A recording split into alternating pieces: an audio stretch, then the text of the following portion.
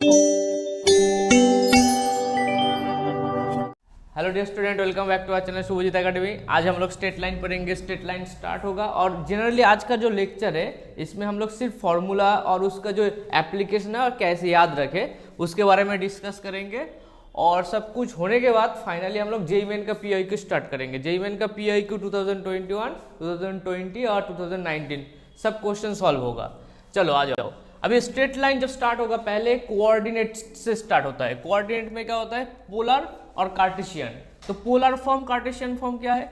मान लो ये एक पॉइंट है, ये कोई भी पॉइंट है पी पॉइंट क्या होता है? कार्टेशियन कोऑर्डिनेट x, y होता है। अभी ये जो x, y कोऑर्डिनेट है और ये जो r है, इस r से हम लोग स्फीयर बना सकते हैं, एक सिलेंडर बना सकते हैं, वो होता है पोलर फॉर्म। तो ये जो मान लो इधर से एक स्फीयर बन गया, तो अभी ये जो स्फीयर है इसका जो सेंटर है अभी ओरिजिन है 0,0 और इससे अगर मैं एक स्फीयर ड्रॉ करूं तो ये जो लेंथ है ये x किस में कन्वर्ट हो जाएगा? x equal to r cos theta. Polar form में क्या होता है? r एंड थीटा होता है। पोलर फॉर्म बोले तो ये जो पोलर फॉर्म है इसमें r, थीटा होता है। और यही चीज हम लोग 3D में रिपीट करेंगे। रिपीट टेलीकास्ट होगा, उसमें होगा r थीटा फाई और स्ट्रेट लाइन में क्या होगा? सिर्फ r थीटा होगा। सिमिलरली कार्टेशियन फॉर्म में क्या होगा? x, y। जब हम लोग 3D पढ़ेंगे उसमें क्या होगा? x, y, z। बाकी सब रिपीट टेलीकास्ट। x का वैल्यू क्या आया? r cos theta. y का वैल्यू क्या आया? r sin theta. ये r equal to x square plus y square. कोई भी क्वेश्चन देंगे हम बोल इसको कन्वर्ट कर सकते हैं। अभी देखो डिस्टेंस फॉर्म। डिस्टेंस फॉर्म क्या होता है? मान लो ये एक कार्टेशियन x एक्सिस और ये है y एक्सिस। अभी ये कोई पॉइंट है और ये कोई पॉइंट है, तो ये पॉइंट का कोऑर्डिनेट x2, y2 और ये पॉइंट का कोऑर्डिनेट x1, y1। ये जो डिस्टेंस है ये क्या होगा? बेस होगा। ये होगा परपेंडिकुलर। परपेंडिकुलर है y2 माइनस y1 और ये होगा x2 माइनस x1। तो मुझे d मिल जाएगा। दोनों पॉइंट के बीच में distance x2 minus x1 whole square, perpendicular square plus base square. चलो आगे बढ़ते।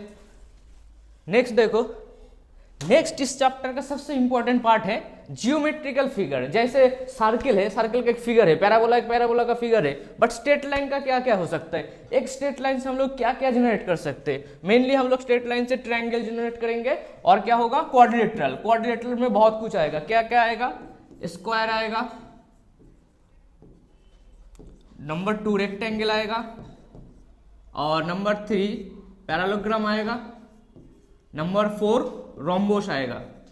ओके, ये 4 पार्ट होगा किसका? क्वाड्रिलेटरल का। और 2 चीज होता है ट्रेफिजियम और काइट, वो हम लोग डिस्कस करेंगे, काइट और ट्रेफिजियम। अभी देखो, अगर मैं ट्रायंगल के बारे में सोचूं, ट्रायंगल में क्या क्या हो सकता है? Equilateral triangle. इक्विलैटरल ट्रायंगल में क्या होगा? ए बी बी सी सी ए। इसका मतलब क्या है? मान लो कोई एक ट्रायंगल है। अभी कार्टेशियन फॉर्म में हम लोगों को क्या देता है? 2, 3, 4 पॉइंट देगा, x1, y1, x2, y2, x3, y3। मान लो ये है a, ये है b, ये है c। तो A B equal to B, C equal to C है। इसको प्रूव करना है इक्विलैटरल के लिए। कैसे प्रूव करो? दोनों पॉइंट के बीच में डिस्टेंस लास्ट पेज में देखा। उसके बाद BC का भी दोनों पॉइंट के बीच में डिस्टेंस। तो इक्विलैटरल ट्रायंगल के लिए क्या होना चाहिए? A B equal to B C equal to C A. अब आ जाओ आइसोसेल्स। इसमें क्या होगा? दोनों लेंथ सेम होगा। कोई ट्रायंगल है उसमें ये ए, ये बी, ये सी सेम। कैसे प्रूव करूं? 2 पॉइंट के बीच में डिस्टेंस, ये उसका application. Next right angle triangle, उसमें A B square plus B C square equal to C square होगा। तो हम लोग दोनों पॉइंट के बीच में डिस्टेंस चेक करेंगे। ये दोनों का स्क्वायर अगर किसी का स्क्वायर का इक्वल हो तो हो जाएगा रेक्टेंगल। और नेक्स्ट है एलियंस एंगल। इसमें क्या होगा? चारों साइड इक्वल नहीं होगा, मतलब तीनों साइड क्या होगा? इक्वल नहीं होगा। पॉइंट से हम लोग डिस्टेंस फाइंड करेंगे, उसके बाद चेक करेंगे इक्वल है या नहीं। और राइट एंगल आइसोसेल, इसका मतलब ये फॉर्मूला तो अप्लाई होगा, उसके साथ क्या होगा? दोनों साइड इक्वल भी होगा। तो इसलिए ये आ जाएगा। इसमें पुट करके देखो। और मान लो जैसे हम लोग राइट एंगल ट्रायंगल में, तो राइट एंगल ट्रायंगल में ये 90 डिग्री होता, तो सी ए बी, तो सी स्क्वायर इक्वल टू होता है ए स्क्वायर प्लस बी स्क्वायर। अभी अगर राइट एंगल ट्रायंगल नहीं है, कोई दूसरा एंगल है और ये obtuse angle, obtuse triangle 90 to 180 degree, तब हम लोग क्या कर मतलब 90 डिग्री से ज़्यादा भी हो सकता है, कम भी हो सकता है। और ये क्या है? 90 डिग्री वाला केस। इसमें कॉस से फॉर्म होता है। मान लो अगर मुझे कोई भी रिलेशन फाइंड करना है, जैसे हम लोग वेक्टर में करते थे, सी स्क्वायर इक्वल टू क्या करते थे, A square plus B square plus 2ab cos theta. Okay, general कोई एक ट्रायंगल है, ये सी है हाइपोटेन्यूस, ये ए है, ये बी है, तो इसके लिए cos ए क्या होता है, मान लो ये जो ए है, ये एंगल मान लो ए है, तो cos ए इक्वल टू हम लोग क्या करेंगे, b square plus c square minus a square divided by 2bc। ये कहाँ से आया, उस फॉर्म से आया, ये हम लोग ट्रायंगल में पढ़ते हैं, properties of triangle. Okay, cos ए। अभी देखो ऑब्ट्यूज होगा, क्या होगा, इस cos ए का वैल्यू अगर मान लो 90 डिग्री है, ए का वैल्यू क्या है 90 डिग्री है, तो cos ए क्या हो जाएगा, 0 हो जाएगा। तो B square plus c square minus a square कितना आ रहा है, 0। तो इस केस में ए स्क्वायर हाइपोटेन्यूस है, क्या है, ए स्क्वायर हाइपोटेन्यूस है, ठीक है। और ये ऑब्ट्यूज होगा तो cos theta less than 0, 90 to 180, तो क्या होगा, B square plus c square minus a square less than 0, और B square plus c square less than ए स्क्वायर हो जाएगा ऑब्ट्यूज के लिए। ओके, अभी हम लोग क्वाड्रिलेटरल के बारे में डिस्कस करेंगे। क्वाड्रिलेटरल मेनली स्क्वायर, रेक्टेंगल, पैराग्राम और रोम्बस होता है, और ये 5 और 6 नहीं होता है। तो ये हम लोग जैसे पॉलीगॉन होता है, पॉलीगॉन का 4 साइड में ये सब होता है, टोटल 6। तो क्वाड्रिलेटरल में पहले आएगा स्क्वायर। स्क्वायर का क्या क्या प्रॉपर्टीज है, स्क्वायर का प्रॉपर्टीज है सबका वैल्यू क्या होगा, चारों का साइड का लेंथ इक्वल होगा। अगर मैं नेक्स्ट देखो और क्या हो सकता है, और इन दोनों का डायगोनल, अगर स्क्वायर का तो डायगोनल खींचो, डायगोनल भी क्या होगा, इक्वल होगा d1 इक्वल टू d2, और इन दोनों के बीच में, डायगोनल के बीच में एंगल क्या होता है 90 डिग्री। तो तीनों प्रॉपर्टी है, एक है सबका साइज सेम होगा और डायगोनल का वैल्यू सेम होगा और एंगल होगा 90 डिग्री, किसके साथ, दोनों डायगोनल के साथ। नेक्स्ट होगा रोम्बस। रोम्बस और स्क्वायर में डिफरेंस क्या है, A B B C C D A D सब सेम है, चारों का वैल्यू, बट उसका डायगोनल इक्वल नहीं है, सिर्फ यही, बाकी सब सेम है, 90 डिग्री इसमें भी होगा, सिर्फ इसके लिए रोम्बस और स्क्वायर अलग होता है। आ जाओ रेक्टेंगल। रेक्टेंगल में क्या होगा, A B equal to C D होगा, opposite side are equal, A B equal to C D और A D equal to B C, और क्या होगा, A C equal to B D, diagonal का value भी सेम होगा, और theta क्या होगा, angle between diagonal not equal to 90 degree. ये चारों प्रॉपर्टी है, 3 प्रॉपर्टी। नेक्स्ट आएगा पैरेललोग्राम। पैरेललोग्राम में क्या है, A B equal to C D, ठीक है, A B equal to C D बोले तो A B equal to C D, opposite side है equal, B C equal to A D, हाँ ये तो रेक्टेंगल में भी था, A B equal to C D, A D equal to B C, but diagonal क्या है, रेक्टेंगल में था क्या, डायगोनल इक्वल नहीं है, और एंगल भी इक्वल 90 डिग्री नहीं है। ओके, तो हम लोग अगर स्क्वायर के बारे में सोचे, स्क्वायर में चारों साइड सेम होता है, डायगोनल का वैल्यू, स्क्वायर में क्या होता है, चारों साइड सेम होता है, डायगोनल इक्वल होता है, 90 डिग्री होता है। रोम्बस में चारों साइड सेम होता है, डायगोनल इक्वल नहीं होगा और 90 डिग्री होता है। रेक्टेंगल में क्या होता है, बीच में 90 डिग्री नहीं होगा, ऑपोजिट साइड इक्वल होगा, और पैरेललोग्राम में ऑपोजिट साइड इक्वल होगा, बीच में एंगल 90 डिग्री नहीं होगा और डायगोनल भी इक्वल नहीं होगा। और नीचे क्या लिखा है, ये बहुत इंपॉर्टेंट है, square, rhombus, rectangle, parallelogram, diagonal, mid point are same. सबसे इंपॉर्टेंट चीज, जितना भी क्वाड्रिलेटरल होने के लिए, क्वाड्रिलेटरल होने के लिए क्या होना चाहिए, ये प्रॉपर्टी होना चाहिए कि इन दोनों का डायगोनल मिड पॉइंट होना चाहिए। मान लो ये जो बी डी है, बी डी का मिड पॉइंट अगर ये है तो 100% सी डी का भी मिड पॉइंट यही होगा। एग्जाम में क्वेश्चन देगा x1, y1, x2, y2, x3, y3, ये चारों पॉइंट दे देगा और पूछेगा कि ये क्वाड्रिलेटरल है या नहीं है। तो हम लोग क्या करेंगे, ये पॉइंट और इन दोनों पॉइंट के बीच में सेक्शन फॉर्मूला लगाएंगे, y3 plus y1 divided by 2 करके, जो अगर इक्वल है इसके साथ, तो हम लोग क्या करेंगे, मिड पॉइंट प्रूव हो गया क्वाड्रिलेटरल के लिए। धीरे धीरे वो आएगा। अभी देखो काइट, काइट क्या होता है, पतंग होता है। पतंग में क्या होगा, इसमें भी चारों साइड होगा, बट इसमें डिफरेंस क्या है, A B equal to B C होगा, ठीक है, ए बी इक्वल टू, ये A B equal to B C और C D equal to A D. इसमें चारों साइड इक्वल नहीं है, तो ये दो साइड पेयर में इक्वल होगा। और क्या होगा, ऑपोजिट साइड इक्वल, क्या लिखा है, ऑपोजिट साइड इक्वल। और इसमें डायगोनल इक्वल नहीं होगा, A C not equal to B D, A C, ये जो ए सी है बी डी का इक्वल नहीं है। और ट्रेफिजियम, ट्रेफिजियम में क्या होगा, ऑपोजिट साइड, इसमें ऑपोजिट साइड, एक ऑपोजिट साइड इक्वल होगा और बाकी ऑपोजिट साइड इक्वल नहीं होगा। और दोनों पैरेलल भी होगा।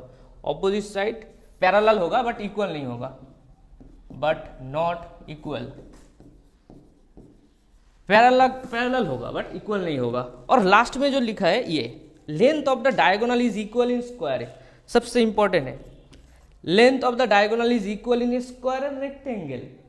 अगर मुझे लेंथ फाइंड करना है और length of the diagonal is unequal, किस में होगा? पैरेललोग्राम और रोम्बस में डायगोनल का लेंथ अलग होगा।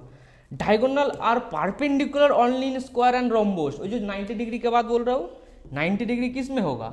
स्क्वायर में होगा और रोम्बस में होगा। बट रेक्टेंगल बोलो पैरेललोग्राम में, इसमें 90 डिग्री नहीं होता है। Okay, next algorithm. कोई भी क्वेश्चन में 4 पॉइंट दे देगा। क्या क्या है 4 पॉइंट? मान लो ये ए, ये बी, ये सी और ये डी। ए x1 y1, B x2 y2, सी x3 y3 और डी x4 y4। पहले एल्गोरिदम में क्या आएगा? Check mid point. 4 पॉइंट से मिड पॉइंट कैसे चेक करेंगे? ये जो डायगोनल का मिड पॉइंट, तो x1 और y1 और x4 और y4 इन दोनों के बीच में डायगोनल का मिड पॉइंट चेक करेंगे, तो ये मिड पॉइंट होगा, वो होता है y1 plus y4 divided by 2। Similarly b और c में जो मिड पॉइंट होगा, मान लो y2 plus y3 divided by 2, similarly x2 plus x3 divided by 2। x coordinate और y कोऑर्डिनेट दोनों अगर सेम होगा तब जाके बोलेंगे हाँ मिड पॉइंट मैच किया। अगर मिड पॉइंट सेम होगा, पहले हम लोग मिड पॉइंट डिफरेंट, मान लो मिड पॉइंट डिफरेंट है, अलग है, तब 2 ऑप्शन हो सकते हैं, या काइट और या ट्रेपेजियम। काइट में क्या होगा?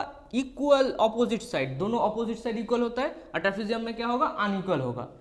अभी अगर mid point by chance same हो गया, तब इसके पास 4 ऑप्शन होगा। एग्जाम में क्वेश्चन देगा, चारों पॉइंट देके option A trapezium, option B square, option C rhombus, option D जो भी है पैरेललोग्राम। अभी हम लोग चेक करेंगे, अगर ये चीज ना हो तो आगे होगा mid point same. Mid point same होगा तो इसके पास 2 ऑप्शन है, diagonal equal, diagonal equal. Diagonal equal बोले तो एडी का लेंथ कैसे होता है? Root over of x4 minus x1 whole square plus y4 minus y1 square. Similarly इसका भी डायगोनल इक्वल चेक करेंगे। अगर डायगोनल अनइक्वल है तब इसके पास 2 ऑप्शन है, रोम्बस हो सकता है, पैरेललोग्राम हो सकते हैं। डायगोनल अगर इक्वल है, एक हो सकता है रेक्टेंगल, एक हो सकता है स्क्वायर। डायगोनल इक्वल किस में होता है? रेक्टेंगल और स्क्वायर में। तो अभी डायगोनल अनइक्वल के केस में देखते हैं। अनइक्वल केस में साइड डिफरेंस किस में होता है? पैरेललोग्राम साइड डिफरेंस बोले तो A B not equal to B D, side difference. Diagonal क्या है? A D B C. A D B C क्या होता है? डायगोनल। और साइड क्या होता है? ए बी बी डी, जितना भी है ए बी बी डी। तो ये सब चेक करने के बाद अगर साइड सेम हो तो रोम्बस, साइड डिफरेंस तो पैरेललोग्राम। मान लो डायगोनल इक्वल है, डायगोनल इक्वल है तब मेरे पास फिर से 2 ऑप्शन, रेक्टेंगल होगा, स्क्वायर होगा। साइड सेम होगा तो स्क्वायर, साइड डिफरेंट होगा तो हम लोग रेक्टेंगल में जाएंगे। साइड डिफरेंट तो हो ही सकता है ना रेक्टेंगल में। देख नेक्स्ट है डी। डी क्या है? डिस्टेंस फाइंड करना है 2 इंक्लाइन एक्सिस के बीच में। मान लो ये एक्स एक्सिस है और ये है y axis. Generally x axis और वाई एक्सिस में एंगल कितना होता है? एक्स एक्सिस और वाई एक्सिस में एंगल कितना होता है? 90 डिग्री होता है। अगर 90 डिग्री है, ये जो फॉर्मूला है इसमें cos 90 का वैल्यू पुट कर, तो ये क्या आ जाएगा? थीटा इक्वल टू 90, तो ये आएगा 0। तो ये टर्म गायब हो गया, तो वो जनरल फॉर्मूला आ जाएगा D equal to root over of x2 minus x1 whole square plus y2 minus y1 whole square. इस मान लो ये 2 पॉइंट है, ये है P और ये है Q। इस P पॉइंट का coordinate x1, y1, Q point का कोऑर्डिनेट x2, y2। अभी इन दोनों पॉइंट के बीच में डिस्टेंस क्या होगा? ओके, जब ये दो हम लोग के पास है तो हम लोग सिंपल x1 x2 और y2 y1 क्यों नहीं निकाल सकते? क्योंकि वो फॉर्मूला 90 डिग्री के लिए होता है। उसका प्रूफ मैंने जब कराया था, ये देख कहा गया फर्स्ट पेज में, जब मैं ये फॉर्मूला प्रूफ कराया था तब इन दोनों के बीच में एंगल कितना हुआ था? ये राइट एंगल ट्रायंगल था, ये और नो। और अभी जो ट्रायंगल होगा वो राइट एंगल ट्रायंगल नहीं होगा, जनरल ट्रायंगल होगा। उसके लिए फॉर्मूला भी था cos A equal to b square minus plus c square minus a square divided by 2bc। तो उस फॉर्मूला को अच्छे से सॉल्व करने के बाद ये आता है। यहाँ पे x2 x1 जो लिखे हो उधर y2 y1 होगा। हाँ किया हुआ है, अपने y1 इसमें होल स्क्वायर है ना। ओके ये एक्सिस के बीच में, और रोटेशन वाला चीज बाद में आएगा जिसमें हम लोग पूरा एक्सिस को रोटेट कर देंगे। ये इंक्लाइन एक्सिस है। हाँ অন্য কিছু হতে পারে। तो क्या इसमें लिखा है ना, ये देख एक्सिस आर इंक्लाइंड, दोनों एक्सिस है इंक्लाइंड। अभी इस केस में ये हम लोगों का जनरल एक्सिस है, एक्स एक्सिस और वाई एक्सिस। अभी दोनों एक्सिस अगर मैं थोड़ा इंक्लाइन कर दूं तो उस इंक्लाइन केस में अगर मैं पोलर फॉर्म में सॉल्व करूं तो क्या होगा, r² plus r² minus 2r1 r2 cos θ2 minus θ1। इस केस में देख ये फॉर्मूला यूज कर, ये cos में क्या है cos θ2 माइनस θ1, b क्या है b होता है r2²। ओके ये जो r2 है ना, ये r2² plus r1² minus a क्या है d² divided by 2 into r2 r1। इसको सॉल्व करेगा तो देख यही मिलेगा। तो ये जो फॉर्मूला है ये क्या है, ये राइट एंगल ट्रायंगल नहीं है, कोई दूसरा ट्रायंगल है। दूसरा ट्रायंगल क्यों आया, क्योंकि दोनों एक्सिस के बीच में 90 डिग्री एंगल नहीं है।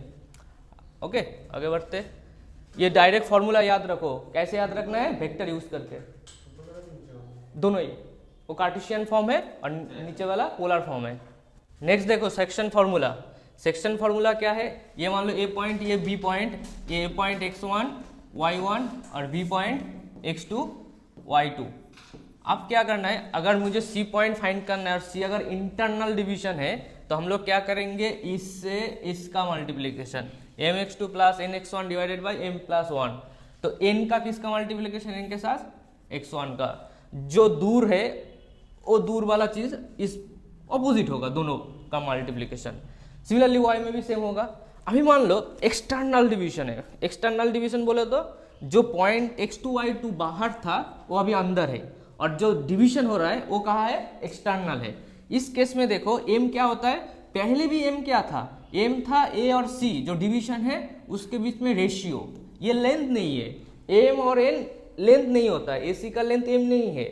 ac और bc का जो रेशियो होता है, सिंपल रेशियो होता है m/n, उस लेंथ का सिंपल रेशियो। अब अगर मुझे इस केस में भी देखना पड़ेगा, उस केस में इंटरनल डिवीजन सी पॉइंट तक वैल्यू था m, अभी भी एक्सटर्नल डिवीजन डी पॉइंट तक वैल्यू होगा m। फॉर्मूला ठीक है, फॉर्मूला याद रखेंगे, बट कैसे यूज करें। ये जो m है, इस पॉइंट है, इस m के साथ किसका मल्टीप्लीकेशन हुआ था, x2 y2 का। और अभी जो ये n है, ये n क्या हो रहा है, ये घूम के वापस आ रहा है।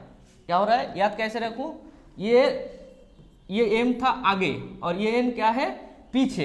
तो आगे वाला जो फॉर्मूला है सेम होगा, बट इसमें सिर्फ -n लगेगा, वापस आ रहा है। तो mx2 minus n(x1) divided by m-n। तो लोग डायरेक्ट याद रखते, एक्सटर्नल डिवीजन होगा तो माइनस होगा, उसके पीछे जो छोटा सा लॉजिक यूज कर देना कि n वापस आ रहा है। और ये डायग्राम याद होना चाहिए, d बाहर है, m क्या होता है इससे पूरा AC AD AB are in HP। ये अगर HP में होगा तो हम लोग क्या करेंगे, 1/AC डायरेक्ट याद रखो, इसमें ये और ये इसमें होगा, आगे पीछे होगा। याद क्या रखूँ कि इंटरनल डिवीजन का वैल्यू आगे होगा, एक्सटर्नल डिवीजन का वैल्यू AD होगा, और क्या होगा 2/AB। ये फॉर्मूला है, इसमें क्या है 1/AC, जो AC AB AD, AC AB AD क्या है HP में है। अभी है सेंटरॉइड। अभी देखो सेंटरॉइड में क्या है, x1 plus x2 plus x3 divided by 3, सब कुछ याद रखना पड़ेगा। सेंटरॉइड डिनोटेड बाई जी से डिनोट करता है। अब आएगा सार्कम सेंटर, कैसे याद रखना है वो ट्रिक याद कर दो। तो ये जो C है, मान लो सार्कम सेंटर क्या होता है, एक सर्कल जो ट्रायंगल के बाहर से आता है, हर एक ट्रायंगल का पॉइंट जो वर्टेक्स पॉइंट होता है उसको टच करेगा। x1 y1 सब मुझे मिला है, तो x1 के साथ क्या होगा, sin 2 है। अभी सोचो x1 कहाँ था, x1 था ऊपर, x1 y1। अभी ये x1 और ये वाला एंगल क्या है, ये है, तो x1 के साथ किसका मल्टीप्लिकेशन होगा, sin 2a का। अगर मुझे x2 लेना है तो किसके साथ होगा, sin 2। ये देखो sin 2b होगा, b है, x2 के साथ sin 2b, और बाकी है x3 के साथ क्या होगा sin 2c divided by sin 2a sin 2b sin 2c। Similarly y के केस में क्या होगा, y1 sin 2a। जब भी 1 यूज होगा तब उसके साथ a यूज होगा, जब 2 यूज होगा उसके साथ 2b यूज होगा, जब 3 यूज होगा तब 2c divided by sin 2a sin 2b sin 2c। सेंटरॉइड हो गया, सर्कम सेंटर हो गया। ऑर्थो सेंटर, अभी ऑर्थो सेंटर में जैसे तुझे इसका फीलिंग होना चाहिए। सर्कम सेंटर में क्या होता है, एक ट्रायंगल ड्रॉ करो, उसका वर्टेक्स को पॉइंट करेंगे तो इस सर्कल का सेंटर होता है, उसको कहते हैं सर्कम सेंटर। ये जो सर्कल है, इस सर्कल का सेंटर को कहते हैं सर्कम सेंटर। ऑर्थो सेंटर क्या होगा, ऑर्थो सेंटर कोई भी दो वर्टेक्स से अगर मैं लाइन खींचूं, वो लाइन अगर कोई दूसरे ऑपोजिट साइड का एंगल 90 डिग्री है और ये भी अगर इसमें 90 डिग्री है, दो मीडियन के बीच में अगर, मतलब ये जो क्या है, ये साइड है और ये क्या है, डायगोनल टाइप का कुछ है, वर्टेक्स से लाइन खींचा हूँ, एंगल 90 डिग्री होगा, तब जाके जो पॉइंट आता है उस पॉइंट को कहते हैं ऑर्थो सेंटर। जस्ट फीलिंग से याद होना चाहिए, बाकी तो फॉर्मूला याद रखना है। जैसे लास्ट क्वेश्चन में मतलब जो सर्कम सेंटर करे थे उसमें x1 इंटू साइन 2a था, अभी इसमें क्या होगा x1 into ten A, x2 equal ten B, x3 into ten C, बाकी सब सेम होगा, नोट कर लो। सर्कम सेंटर में ये होता है ना, ट्रायंगल एंगल पे सर्कल और सर्कल का सेंटर ट्रायंगल। हाँ, सर्कल का सेंटर सर्कम सेंटर कहते हैं। जस्ट तुझे फील होना चाहिए, बाकी तो बाद में करेंगे क्वेश्चन, अगर तब याद नहीं होगा फिर भी मैं बोल दूंगा ना। अभी देख इन सेंटर, इन सेंटर क्या है, एक सर्कल है और सर्कल के बाहर ट्रायंगल है, तो ये जो बाहर वाला पॉइंट में टच किया, इस पॉइंट से एक लाइन खींचा जिसका रेडियस r हुआ, इधर से भी एक लाइन खींचा जिसका रेडियस r हुआ, और अभी मान लो इन दोनों के बीच में एंगल क्या होगा, और कोई ऑप्शन नहीं है, एक टेंजेंट से अगर लाइन खींचू तो नॉर्मल होना चाहिए, नहीं तो सेंटर से कैसे पास करे, इधर से भी एक लाइन खींचू, इन दोनों के बीच में 90 डिग्री है, तो ये जो तीनों लाइन जिस पॉइंट में काट करता है उस पॉइंट को कहते हैं इन सेंटर। इन सेंटर का वैल्यू क्या होगा, मान लो कोई ए बी सी ले लिया, तो ए के साथ क्या होगा, ax1 bx2 cx3 और divided by a plus B plus C. अभी ये जो a plus B plus C, ये a plus B plus C, ये सब a क्या होता है, ये वाला लेंथ, और ये क्या होता है, b क्या होता है, ये वाला लेंथ, और ये c ये लेंथ होता है। अभी जो चल रहा है ना वो प्रॉपर्टीज ऑफ ट्रायंगल और स्ट्रेट लाइन का कॉम्बिनेशन पार्ट, ये क्वेश्चन में कभी कभी पूछ देता है, बट इंपॉर्टेंट क्या था, सेंट्रॉइड, ऑर्थो सेंटर, ये भी इंपॉर्टेंट है। इन सेंटर, इन सेंटर और सर्कम सेंटर, तू बोल सर्कल कहाँ है, सेंटर में सर्कल बाहर है और इसमें सर्कल अंदर है। अभी x1 y1 तुझे डाउट हो सकता है, x1 y1 कहाँ है, डाउट हो रहा है ना, ये एंगल होता है a और ये होता है x1 y1। जब भी कोई साइड है, कोई a दिया है, उसका ऑपोजिट एंगल होता है कैपिटल A। मान ले ये स्मॉल है तो ये ऑपोजिट एंगल क्या होगा, कैपिटल A। ये स्मॉल b है तो ऊपर क्या होगा, कैपिटल B, और ये पॉइंट क्या होगा, x2 y2। ये c है तो ये क्या होगा, capital C, x3 y3। Next एक सेंटर, लास्ट जैसे क्या क्या पढ़े थे, सेंटरॉइड, सर्कम सेंटर, ऑर्थो सेंटर, इन सेंटर, और बाकी नेक्स्ट लास्ट है। लास्ट क्या है, एक सेंटर। एक सेंटर क्या होगा, एक ट्रायंगल, ये क्या है ए बी सी, ये है एक ट्रायंगल। अभी इस ट्रायंगल में बाहर क्या हो सकता है, हर एक साइड में सर्कल जो होगा उसको कहते हैं एक सेंटर या एक सर्कल। ये क्या है, एक सर्कल, उस एक सर्कल का जो सेंटर है उसको कहते हैं एक सेंटर। ये अगर ए एंगल है तो ये क्या होगा, I1 होगा। तो I1 में क्या होगा, I1 का वैल्यू देखो, ए एंगल है तो माइनस कहाँ होगा, ए के आगे।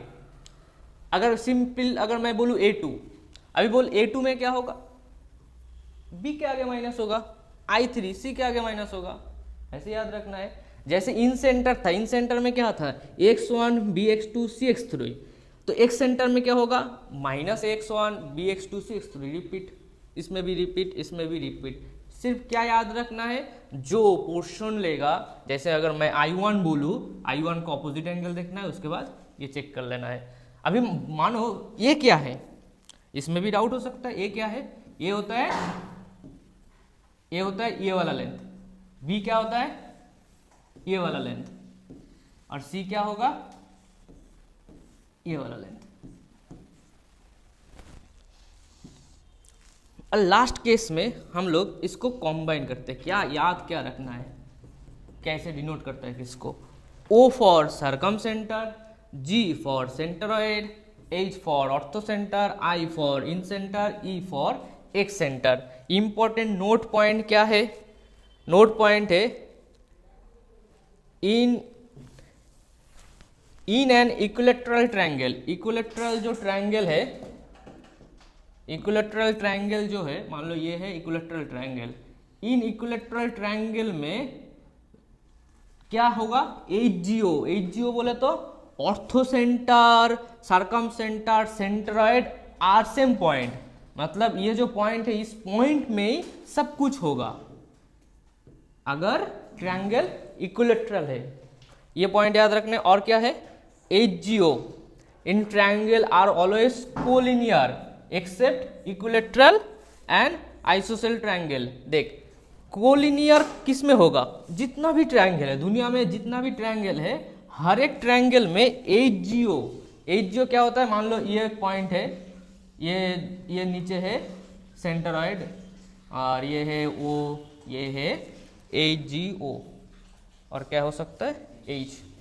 ये तीनों पॉइंट क्या होता है, कोलिनियर होता है दुनिया में जितना भी ट्रायंगल है।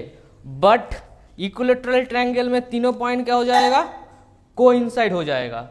और एक चीज है आइसोसेल ट्रायंगल, और इन दोनों केस में सिर्फ कोलिनियर नहीं होगा, बाकी सब में होगा। तो आइसोसेल ट्रायंगल में क्या होगा, और आइसोसेल राइट एंगल ट्रायंगल, ये याद रखना, ये नोट नहीं है इधर, ये A है, ये A है और ये है सर्कमसेंटर। मान लो मैं एक सर्कल ड्रॉ करूँ, अगर मैं कॉम्पास से ड्रॉ करूँ अच्छे से, तो ये तीनों पॉइंट क्या होगा, वर्टेक्स ऑफ ट्रायंगल, और तीनों पॉइंट से सर्कल अगर पास होगा तो उस सर्कल को क्या कहते हैं, circum circle.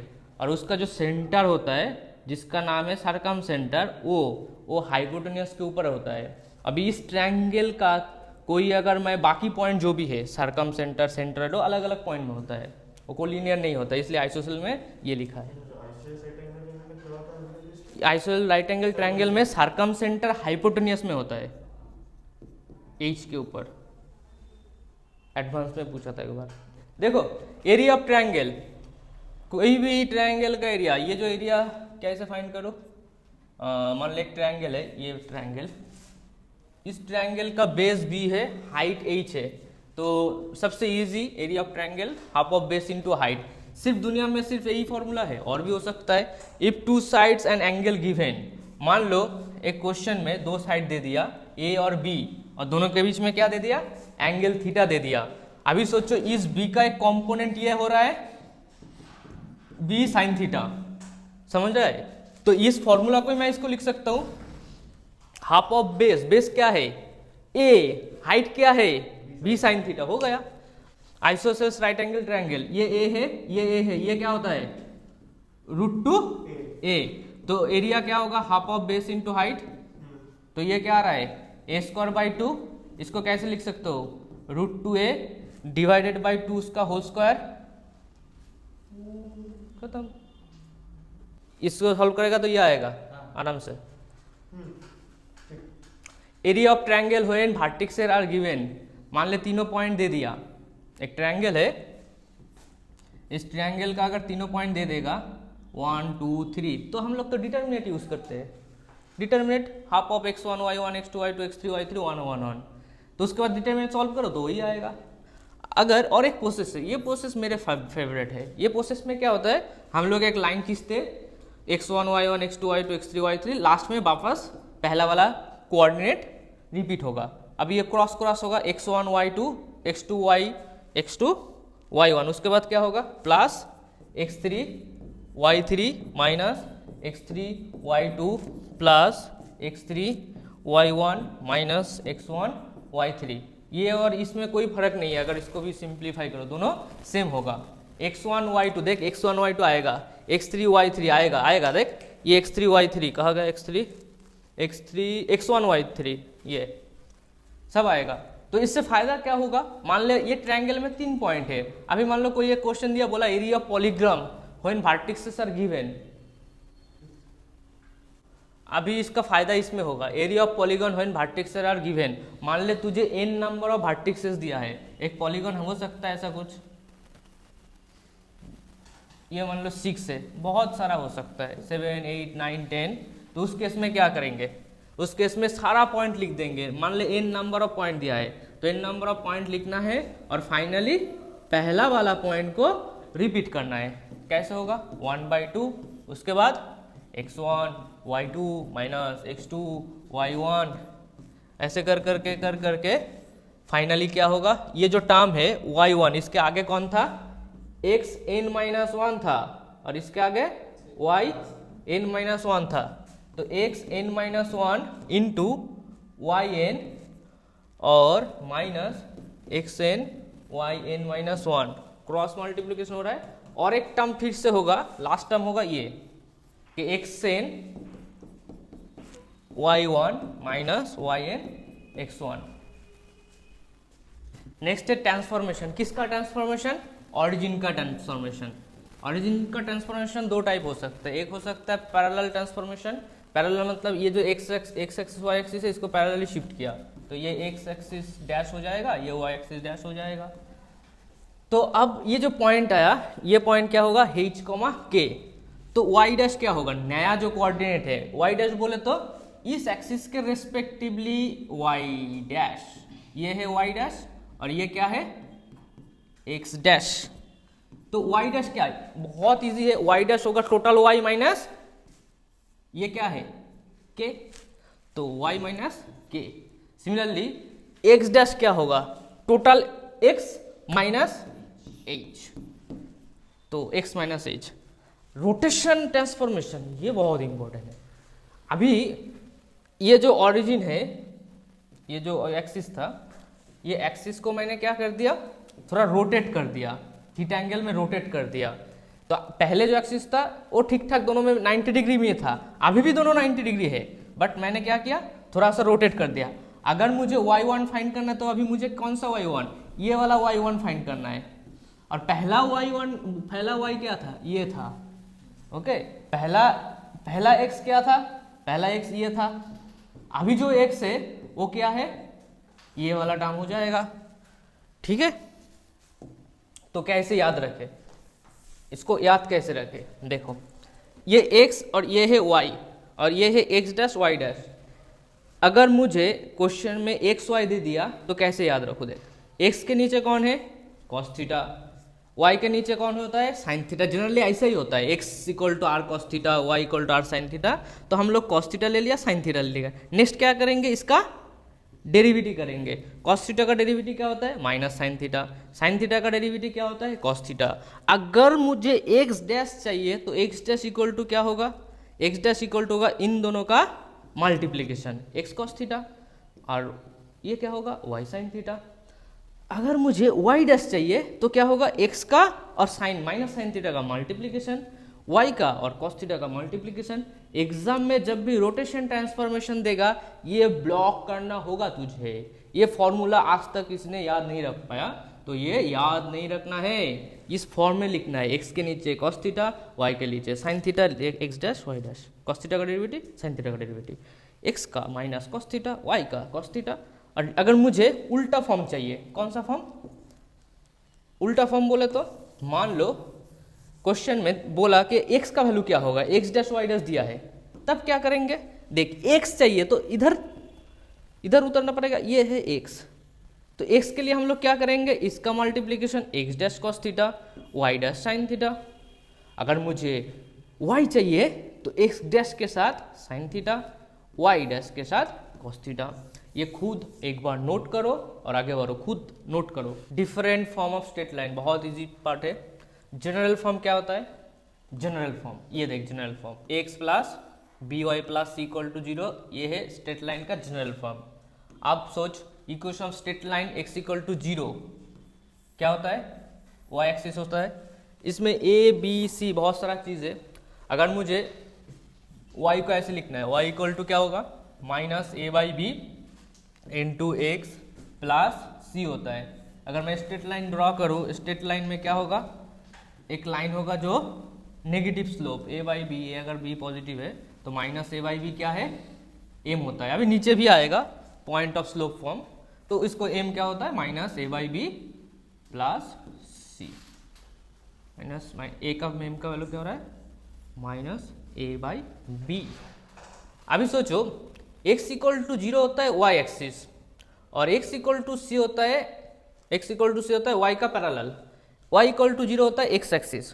y equal to 0 कब होगा, y इक्वल टू 0 कब होगा, या बोल y इक्वल टू सी कब होगा, जब m का वैल्यू 0 हो जाएगा। m का वैल्यू 0 होता है मतलब 0 डिग्री। ये है y इक्वल टू सी का इक्वेशन। तो ये जो एंगल है 0 डिग्री होता है, हॉरिजॉन्टल एंगल 0 डिग्री। अगर मैं x इक्वल टू सी लिखूं, इसमें एंगल क्या है 90 degree. Okay, x equal to C, x equal to C y axis का parallel, x equal to 0 y axis होता है, ऑपोजिट होता है। x इक्वल टू 0 होगा तो y एक्सिस। नेक्स्ट देखो point slope form. Point slope form क्या होता है, दो पॉइंट है, ये बहुत इजी है, ये x1 ये है y1 और ये है एक स्ट्रेट लाइन। इस स्ट्रेट लाइन में कोई भी आर्बिटरी पॉइंट ले लो, वो क्या होता है x, y होता है। दोनों पॉइंट का मैच करो, y माइनस y1, ये इसको अगर मैच करो तो ये क्या होगा, परपेंडिकुलर होगा, y minus y1 divided by base क्या होगा x माइनस x1। ये जो चीज़ है ये होता है tan थीटा। tan थीटा तो बोले मल्टीप्लीकेशन करवा गया फॉर्म, डायरेक्ट याद रखो। Okay, slope intercept form most important, y equal to mx plus C. एक स्ट्रेट लाइन है तो ये है c, ये है थीटा, तो tan theta equal to m होता है। डबल इंटरसेप्ट पॉइंट फॉर्म क्या होता है, डबल इंटरसेप्ट पॉइंट फॉर्म एक लाइन है, वो लाइन x एक्सिस में काट किया a लेंथ में, y एक्सिस में काट किया b लेंथ में, तो x by a plus y by b equal to 1 होता है। नेक्स्ट है normal form of straight line. Normal form of straight line क्या है, एक लाइन खींचा, ये लाइन ओरिजिन से नॉर्मल खींचा, ये है 0,0, तो x cos alpha plus y sin alpha equal to p होता है।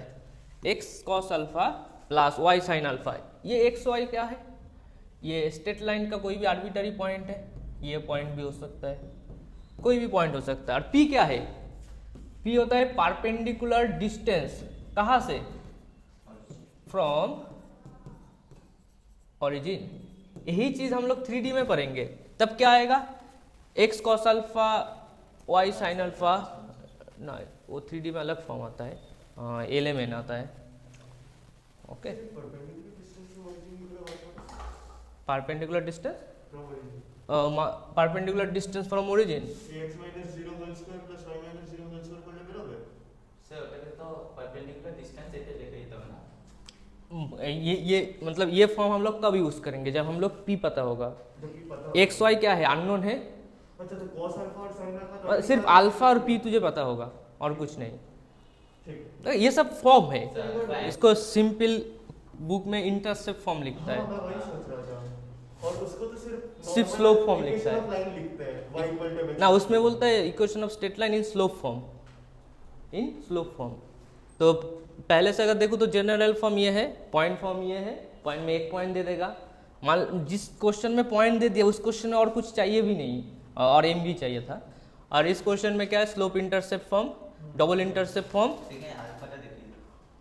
हाँ, अभी जो पॉइंट स्लोप फॉर्म में और एक चीज हो सकता है, मान लो कोई एक क्वेश्चन है जिसमें तुझे एम पता नहीं है, क्या है, एम नहीं पता, बट उस क्वेश्चन में क्या दिया है, उस क्वेश्चन में 2 पॉइंट दे दिया है। क्या क्या बोलना चाहता हूँ, मान लो ये एक पॉइंट है x1 y1, ये एक पॉइंट है x2 y2, ये दोनों पॉइंट गिवन है। अब पूछा है इन दोनों पॉइंट को ज्वाइन करने वाला स्ट्रेट लाइन का इक्वेशन क्या होगा। मुझे ये फॉर्म तो पता है, y minus y1 equal to m x minus x1। हम तो m फाइंड कर लेंगे ना, कैसे फाइंड करेंगे, y2 minus y1 divided by x2 minus x1, x minus x1। ये किसके लिए है, ये है जब क्वेश्चन में 2 पॉइंट दे देगा, m क्वेश्चन में नहीं है तो हम लोग ये फाइंड करेंगे। और मैं बोलता हूँ कोई फॉर्म याद मत रखो, सिर्फ ये फॉर्म याद रखो, y equal to mx plus C, बाकी हम लोग कर लेंगे। m का value y2 minus y1 divided by x2 minus x1 सब करके। अभी अल्फा क्या था इसमें, ये perpendicular normal form of straight line, ये था अल्फा। x के साथ cos अल्फा होता है, y के साथ sin अल्फा होता है। अभी नेक्स्ट है parametric form of straight line. Parametric form of straight line बोले तो ये जो पॉइंट है, ये पॉइंट x1 y1 है। क्वेश्चन में पूछा है ये पॉइंट क्या होगा, ये पॉइंट क्या होगा, और क्वेश्चन में ये भी दिया है इन दोनों पॉइंट के बीच में डिस्टेंस r है। तो हम लोग क्या यूज करते हैं, x equal to x1 plus minus r cos alpha. क्यों? क्योंकि इधर से मैं अगर लाइन खींचूं, देख इधर से मैं एक लाइन खींच रहा हूं, तो r कॉस अल्फा क्या है, r कॉस अल्फा क्या है, ये है r कॉस अल्फा, क्या कहते हो, और ये है क्या x1 हो गया। अगर मैं आगे जाऊं, अगर मैं ऊपर जाऊं तो प्लस लिखना है, अगर मैं नीचे जाऊं तो माइनस लिखना है। सिमिलरली y में भी सेम होगा, ये है y r साइन अल्फा, तो ऊपर जाना है तो मैं क्या करूं, इसके साथ इसका एडिशन कर दूं। एंगल बिटवीन टू लाइंस, ये इंपॉर्टेंट है, बहुत इंपॉर्टेंट है, हजम करने देता हूं ना। एंगल बिटवीन टू लाइन माने ये एक लाइन है, ये एक लाइन है, L1 L2, इन दोनों के बीच में एंगल थीटा, दोनों लाइन के बीच में एंगल थीटा। अभी ये थीटा क्या हो सकता है, ये वाला एंगल भी हो सकता है, और क्या हो सकता है, ये वाला एंगल भी हो सकता है। इन दोनों एंगल में एक एंगल अगर एक्यूट है, दूसरा एंगल क्या होगा, ऑब्ट्यूज होना ही है, तो इसलिए मॉड देते हैं, क्योंकि tan थीटा प्लस माइनस आता है, एक्यूट और ऑब्ट्यूज एंगल। अभी मान लो ये फॉर्म हम लोग कर लेंगे, प्रूव है इसका, m1 minus m2 divided by 1 plus m1 m2, ये याद ही रखना है और सबको याद भी होता है। अभी थीटा का वैल्यू अगर मैं 90 डिग्री पुट करूँ तो क्या होगा, m1 m2 इक्वल टू -1 होगा। क्यों? क्योंकि 1/0 हो जाएगा, क्योंकि इनफाइनाइट है, तो अब ये 1 प्लस m1 m2 ऊपर जो भी है, तो m1 m2 का वैल्यू कितना आ रहा है, m1 m2 प्लस 0 आएगा। ठीक है, कब होगा, थीटा इक्वल टू 90 डिग्री। आगे बढ़ो, m1 m2 equal to -1, theta equal to 0 degree, m1 equal to m2। अगर मैं थीटा इक्वल टू 0 डिग्री के बाद बोलूँ m1 m2 equal to m2, मैंने दो लाइन क्या है, पैरेलल है, यह है m1 स्लोप, यह है m2 स्लोप, दोनों लाइन क्या है, पैरेलल है, दोनों एंगल 0 डिग्री है। मान लो कोई इक्वेशन दिया है a1x b1y plus c1 equal to 0, इसका पैरेलल इक्वेशन कैसे फाइंड करें, इसका m फाइंड करो। इसका m क्या आ रहा है, m equal to minus b1 by a1, m1 क्या आ रहा है, minus a1 divided by b1, तो m2 भी क्या होगा, माइनस a1 बाई b1, और m2 का वैल्यू इसमें क्या आ रहा है, माइनस a2 बाई b2। इसका मतलब ये कहना चाहता है कि भाई साहब a2 by b2 equal to a1 by b1। 3D में ये क्या होगा, 3D में ये होगा a1 by b1, a2 by b2, a3 by b3, जब दोनों प्लेन पैरेलल है। और इसमें क्या होगा, जब दोनों लाइन पैरेलल है। अभी दो लाइन पैरेलल होता है ना, तो हम लोग क्या करते हैं ना, इन दोनों के बारे में सोचते नहीं है, हम सी के बारे में सोचते हैं। तो मान ले कोई 2x plus 3y plus 2 equal to 0, तो दूसरा जो इक्वेशन होगा, दूसरा कोई भी लाइन होगा, इसका रेशियो में होगा, क्या हो सकता है, 4x प्लस 6y प्लस कुछ भी, हाँ। तो ये हम लोग यूज़ करेंगे क्वेश्चन करने के टाइम। मान लो दोनों के बीच में एंगल 90 डिग्री है, m1 into m2 equal to -1, उसमें कोई एक का स्लोप फाइंड करेंगे, m1 का स्लोप माइनस a1 b1 था, m2 का स्लोप मिल जाएगा, वो पुट कर देंगे। तो परपेंडिकुलर में क्या होता है, देख पुट करने के बाद ये सोच, ये आ रहा है क्या, b1x, और ये क्या आ रहा है, ये क्या आ रहा है, ya1 आ रहा है ना। देख, तो इसमें ये अगर क्वेश्चन में ये लाइन दे दिया है L1 लाइन, इसका परपेंडिकुलर लाइन ये होगा, ये जो परपेंडिकुलर लाइन है ये क्या होगा, a1y होगा, ये हो रहा है। इसका मतलब मैं डायरेक्ट याद रखूं कि इसमें जो y है ये आगे आएगा और ऑल्टरनेट कोएफिशिएंट चेंज हो जाएगा, समझा, x का कोएफिशिएंट हो जाएगा y में और y का कोएफिशिएंट हो जाएगा x में, और बीच में एक माइनस साइन होगा। ओके, नेक्स्ट है, मान लो ये एक लाइन है और ये लाइन है, दोनों लाइन क्या किया, एंगल इक्वल एंगल किया, किसके साथ, x एक्सिस के साथ, तो ये क्या होगा, पाई माइनस अल्फा होगा, तो ये एंगल क्या होगा, ये एंगल पाई माइनस 2 अल्फा। तो दोनों के बीच में एंगल कितना है, पाई माइनस 2 अल्फा। ये फॉर्मूला क्या था, m1 minus m2 divided by 1 plus m1 m2। Pi minus 2 alpha ये कौन सा coordinate, pi minus 2 alpha. Alpha ये एक्यूट एंगल है, तो ये कोऑर्डिनेट होगा सेकंड कोऑर्डिनेट। सेकंड कोऑर्डिनेट में tan नेगेटिव है और ये है m1 माइनस m2। और इसको और एक इजी प्रोसेस से अभी सॉल्व कर सकता हूँ, ये याद रखना। अभी इसको चेंज कर देना, ठीक है, m1 m2 ये माइनस उधर लेना। हाँ वो जीरो है, वो उसके लिए तो है, मैं हूँ ना। देख ये जो अल्फा है ना, ये अल्फा के बारे में सोच। ये जो अल्फा है ये क्या है, क्लॉकवाइज या एंटी क्लॉकवाइज। तो tan अल्फा इक्वल टू, अगर तू m लेगा वो पॉजिटिव m होगा, मान ले वो है m1, ठीक है। और इसके लिए क्या लेगा, tan, ये कौन सा है, क्लॉकवाइज या एंटी क्लॉकवाइज, क्लॉकवाइज, तो ये माइनस अल्फा होगा। tan का भी नेगेटिव नहीं खाता, तो मान लो ये m2 है, तो ये क्या आ रहा है, माइनस ऑफ tan अल्फा हो गया। तो minus m1 equal to m2, तो ये हो गया m1 plus m2 equal to 0। ये बुक में डायरेक्ट नहीं है। दो लाइन अगर इक्वल एंगल करेगा, ओके, तो उस केस में m1 plus m2 equal to 0 होता है। इक्वल एंगल किसके साथ, एक्स एक्सिस के साथ। और उन दोनों के बीच में tan 2 अल्फा क्या होगा, ये tan 2 alpha equal to m2 minus m1 divided by 1 plus m1 m2। हाँ मॉड यूज कर सकता है, tan 2 अल्फा, हाँ वो उसमें भी तो एक एंगल होगा।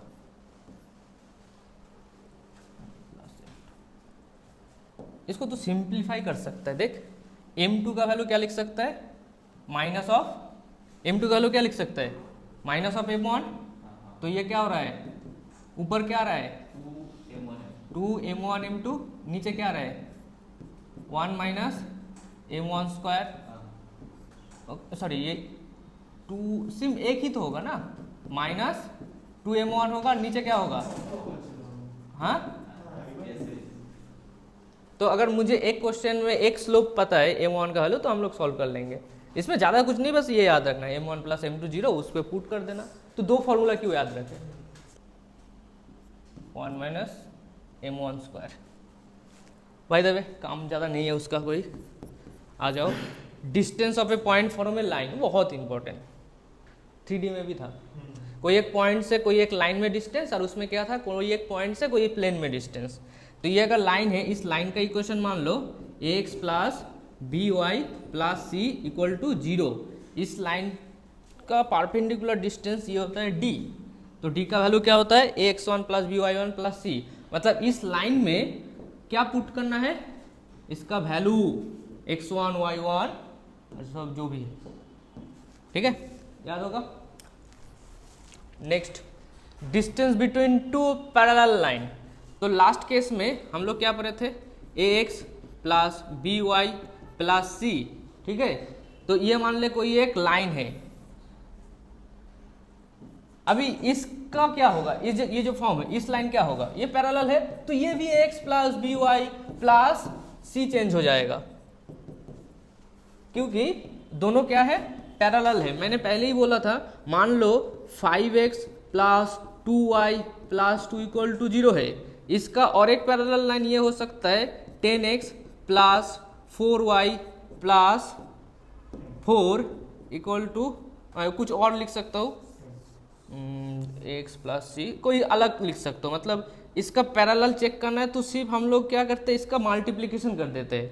मान लो ये मैंने कर दिया 10x और ये मान लो मैंने कर दिया 4y, तो 5/10 और 2/4 दोनों इक्वल है, इसलिए पैरेलल होता है। उसके बाद हम लोग इधर से 2 कॉमन लेके वो सब चीज़ कर सकते हैं। ये मान लो लैंडा इक्वल टू 0, तो हम लोग इसको ये कर सकते हैं कि ये 5x plus 2y plus λ/2 equal to 0। इसलिए देख, मैं दोनों लाइन में a और b चेंज नहीं किया, इसमें भी a b था और इसमें भी a b था, सिर्फ चेंज किया किसको, c को। अगर मुझे परपेंडिकुलर डिस्टेंस फाइंड करना है, ये दोनों टर्म कट जाएगा। दोनों लाइन के बीच में, तो रहेगा क्या C2 माइनस C1। हम लोग डी का वैल्यू क्या लिए थे, ax1 plus by1 plus C1 divided by root over of a square plus B square. इस केस में भी क्या होगा, ax2 plus by2 plus C2 इसका mod divided by root over of a square plus B square. दोनों को common लेगा, ये टर्म कटेगा तो रहेगा ये, डायरेक्ट याद रखो। हाँ ऑलमोस्ट आ गए हम लोग फिनिशिंग लाइन में। Finding area of parallelogram whose sides are given, ये तुम लोगों को याद रखना पड़ेगा, नोट कर लो।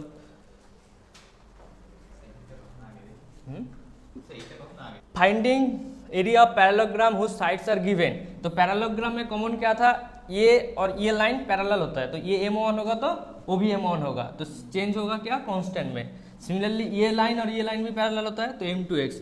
इसको याद रखो, एरिया क्या होता है, एरिया बोले तो ये पूरा एरिया, इसका डेरिवेशन है, अभी इसका कोई काम नहीं है, इसको याद ही रखना पड़ेगा क्योंकि कोऑर्डिनेट में तुम सेंसिटिव मत हो कि हर एक चीज़ का डेरिवेटिव करना है, तो पूरा दिन खराब हो जाएगा। तो C1 minus C2, C1 minus C2 क्या होगा, C1 माइनस C2 उन दोनों का डिफरेंस, C1 माइनस C2 करूँ तो मुझे क्या मिल जाएगा, ये लाइन मिल जाएगा।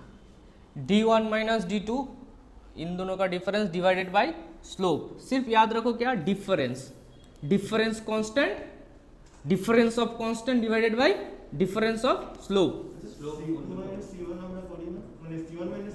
मॉड है ना, टेंशन मतलब। डिफरेंस ऑफ कांस्टेंट,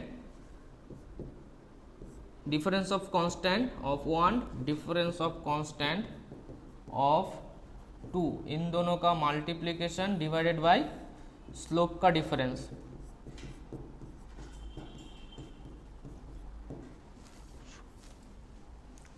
आगे बढ़ो, याद होगा तो इजीली हो जाए। M1 M2 इस लाइन का स्लोप, अभी मैंने तो जस्ट हॉरिजॉन्टल लिया तो M1 तुझे लग सकता है 0 है, इसका गारंटी कुछ है लाइन का इस पर।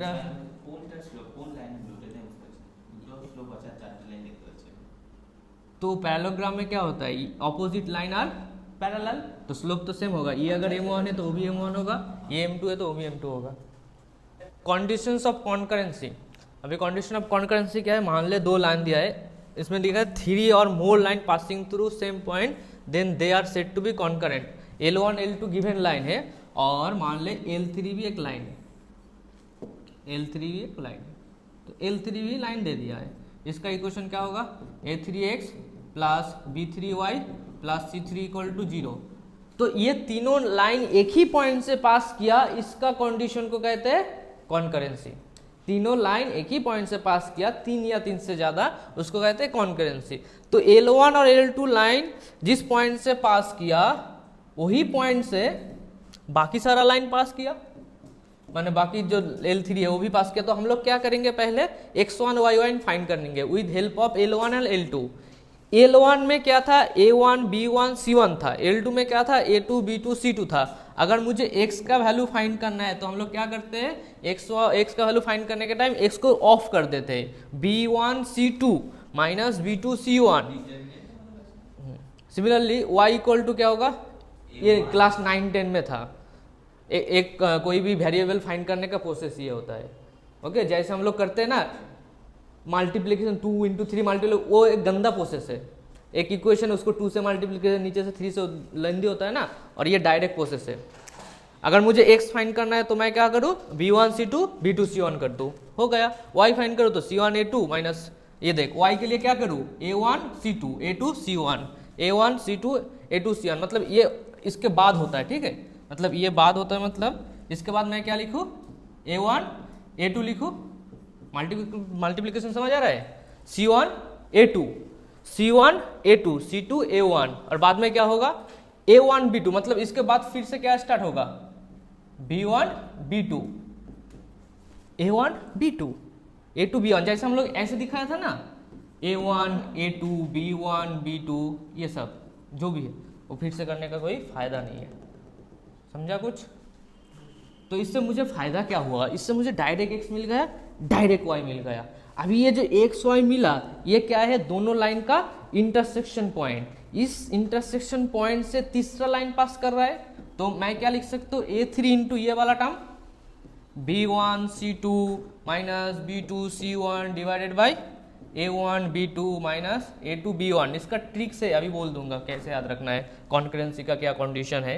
और ये क्या है, b3 c1 a2 minus c2 a1 divided by a1 b2 a2 b1। और फाइनली क्या होगा, c3 इक्वल टू 0। इसको अगर मैं सॉल्व करूँ क्या आ रहा है, देख वो फॉर्म इक्वल होगा किसका, एक ट्रायंगल का एरिया है। ट्रायंगल का एरिया का फॉर्मूला हम लोग कैसे करते हैं, a1 b1 c1 करते हैं ना, एक 1 लेते हैं। इसमें क्या होगा, a1 a2 a3 b1 b2 b3 और क्या होगा c1 c2 c3, इन तीनों का डिटरमिनेंट क्या होगा, 0 होगा। तो ये क्या है, कंडीशन ऑफ कॉन्करेंसी। ये आया कहाँ से, इसको सॉल्व कर ये मिलेगा, इसको सिंप्लीफाई करेगा तो लेंदी होगा, इसको सॉल्व कर तो ये मिलेगा, समझा। तो कंडीशन ऑफ कॉन्करेंसी एग्जाम में देगा तो तुझे क्या करना है, सारा कोएफिशिएंट लिखो, डिटरमिनेंट्स इक्वल टू 0 पुट दो। इसमें कुछ वैल्यू नोन होगा, कुछ वैल्यू अननोन होगा, वही पूछेगा। वो क्या है? अरे तू टेंशन मत ले, एग्जाम में मान ले तुझे दे दिया 2x plus 3y equal to 2 और 3x plus 2y equal to 4, इन दोनों लाइन का इंटरसेक्शन पॉइंट तू फाइंड कर सकता है ना जनरल मेथड यूज करके। क्या फाइंड कर सकता हूँ? जनरल मेथड 2 से मल्टीप्लिकेशन 3 से क्या फाइंड करना है? इंटरसेक्शन पॉइंट, अच्छा हाँ, एक्स वाई सॉल्व करना है। दोनों को 4 के इक्वल करके हाँ वही करता है ना, हाँ। तो वो डायरेक्ट होता है इससे। ये तो सब वेरिएबल था ना, a1 a2, इसलिए मैंने ये प्रोसेस अप्लाई किया, नहीं तो कैसे मुझे पता चलेगा। ये लाइन आया कहाँ से, वही बता। कौन सा लाइन, ये वाला। ये लाइन आया कहाँ से, जो हम लोग उसको सॉल्व करते हैं 2-3 मल्टीप्लिकेशन करके, उसका ये डायरेक्ट प्रोसेस है। तो मतलब वहाँ से हाँ। हम लोग यहाँ से पहले निकालेंगे इक्वल टू 0 करके, हाँ तो हम लोग को वैल्यू जो भी मिलना है मिल जाएगा। उसके बाद हम लोग उधर कैसे पुट करेंगे? हम लोग इधर से आए, पहले दोनों लाइन के इंटरसेक्शन पॉइंट, मान ले तुझे क्वेश्चन दिया ये क्वेश्चन, तू पहले क्या करेगा, इंटरसेक्शन पॉइंट पुट करेगा, वही इंटरसेक्शन पॉइंट तीसरा लाइन में पुट करेगा। अगर इक्वल टू 0 आया तो कॉन्करेंसी। ओ अच्छा अच्छा अच्छा, समझ ये सब करने का जरूरत नहीं है अगर तू ये याद रखेगा तो। ये याद रखने से क्या, अगर ये वैल्यू पूरा 0 है हाँ तो कौन खत्म। करेगा? इससे तेरा फायदा क्या हुआ, तेरा टाइम बच गया कि दोनों इक्वेशन सॉल्व करने का टाइम प्लस उसको पुट करने का time.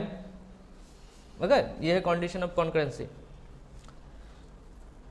Positions of A point with respect to a line, ये इससे इजी कुछ नहीं हो सकता। Below the line less than 0, above the line greater than 0 और ऑन द लाइन। एक लाइन के ऊपर होगा तो इक्वल टू 0 ही होगा, ऊपर होगा तो ग्रेटर देन 0, नीचे होगा तो लेस देन 0। जितना भी हम लोग कोऑर्डिनेट में पढ़ेंगे, पैराबोला, इलिप्स, सर्कल, सब में सेम चीज़ होगा, ग्रेटर देन 0 लेस देन 0। आ जाओ next page. Equations of angle bisector, ये क्या है, ये इंपॉर्टेंट। मान ले दो लाइन है, तो दोनों लाइन क्या किया, अल्फा अल्फा एंगल में कोई तीसरे लाइन ये क्या है L1, ये है L2। मुझे क्या फाइंड करना है, ये लाइन, ये क्या होता है, equations of bisector line.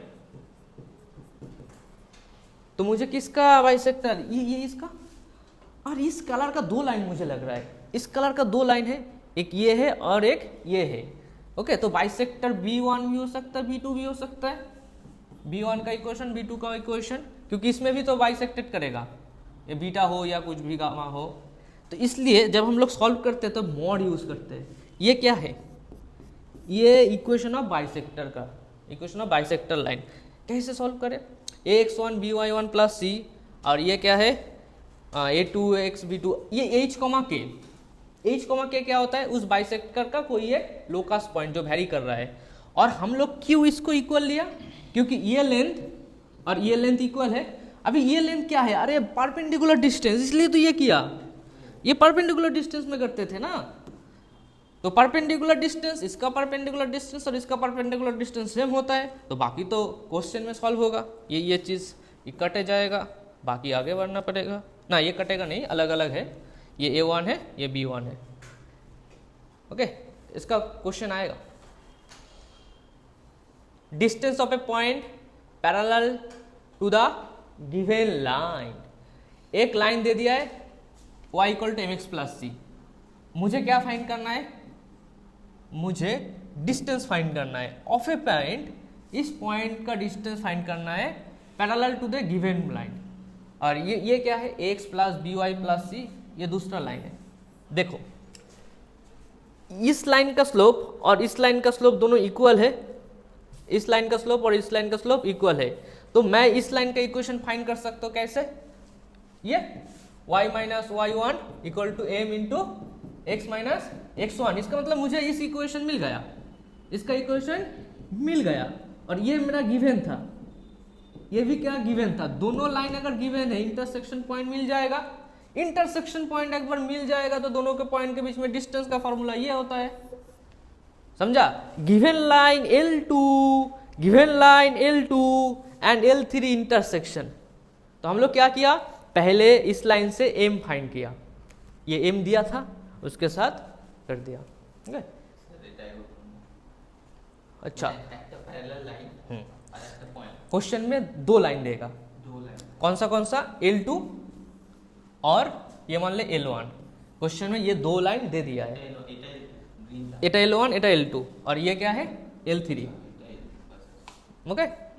L1 का स्लोप तुझे पता है, ये लाइन और ये लाइन, ये क्या बोला है, distance of A point parallel to a given line, इस गिवन लाइन का पैरेलल है ये पॉइंट, तो इस पॉइंट से इस लाइन में अगर पॉइंट खींचो, ये क्या है, पैरेलल है, तो पैरेलल है तो इसका एम का इक्वल है, तो इस लाइन का एम मुझे पता है और पॉइंट भी पता है, तो स्लोप पॉइंट फॉर्म यूज करना है। कौन सा स्लोप पॉइंट फॉर्म, ये, इसे यूज करने के बाद ही तुझे L3 मिल गया। L3 और L2 दो इक्वेशन का इंटरसेक्शन पॉइंट सॉल्व करते हैं हम लोग, 2x plus 3y 4x plus 5y equal to 2, वो सॉल्व करके, तो इससे सॉल्व करने के बाद तुझे क्या मिला, इंटरसेक्शन पॉइंट मिला। बस अभी दोनों पॉइंट के बीच में डिस्टेंस। देख 3D में भी ये चीज आएगा, 3D में ये चीज आएगा, image point and foot of perpendicular. ये क्या है, एक मिरर है, अभी मिरर को हम लोग क्या मान लेते हैं, अभी लाइन मानेंगे, और 3D में मिरर को क्या मानेंगे, प्लेन। तो इस पॉइंट का इमेज h, के ये है, और ये जो पॉइंट है इसको क्या कहते हैं, फुट ऑफ परपेंडिकुलर। ये बोल रहे हैं फुट ऑफ परपेंडिकुलर, जिस पॉइंट में ये परपेंडिकुलर एंगल क्या करना है, इस टाइप का क्वेश्चन प्रोसेस लिखो। ये क्वेश्चन तुझे तब सॉल्व होगा जब तू ये प्रोसेस वाइज चलेगा। First find m of a given line, इसमें गिवन लाइन कौन है, मिरर है, मिरर से तुझे क्या करना है, एम फाइंड करना है, minus A by b. Now find M1 and equations of perpendicular line. अगर तुझे इसका स्लोप पता है और इसका स्लोप मिल जाएगा, क्योंकि M1 M2 इक्वल टू -1, तो M2 का वैल्यू क्या मिलेगा, B बाई A मिलेगा। नेक्स्ट क्या करना है, find intersection point, find intersection point. अभी अगर M मिल गया, ये पॉइंट पता है, क्या बोला, मान ली ये 2,3 है और M का वैल्यू 2 है, तो तू क्या करेगा, अल्फा कॉमा बीटा करके तुझे इस लाइन का इक्वेशन मिल जाएगा ना। अरे M2 नोन है, 2,3 है, तो वो फॉर्मूला था y minus y one equal to m into x minus x1, इसमें yx है अल्फा बीटा, ओके, और x1 y1 है 2,3, तो ये लाइन मिल जाएगा। तब इन लाइन का, दोनों लाइन के intersection point, find intersection point. मान ले इस लाइन तुझे नोन है, ये भी लाइन तुझे नोन है, तो इन दोनों पॉइंट इंटरसेक्शन फाइंड करना बड़ी बात नहीं है।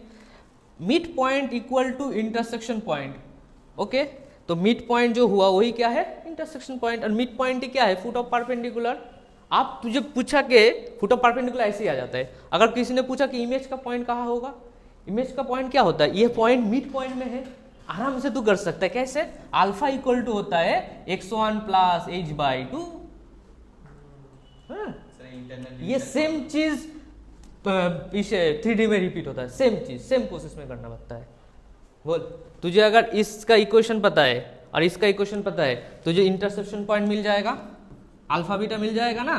मान लो अल्फा बीटा का वैल्यू 1,2 आया और h का वैल्यू क्वेश्चन में दे देगा 2,3, तो अल्फा कितना, अल्फा का वैल्यू कितना है 1 इक्वल टू क्या आया, x1 का वैल्यू, x1 का वैल्यू मान ले 2।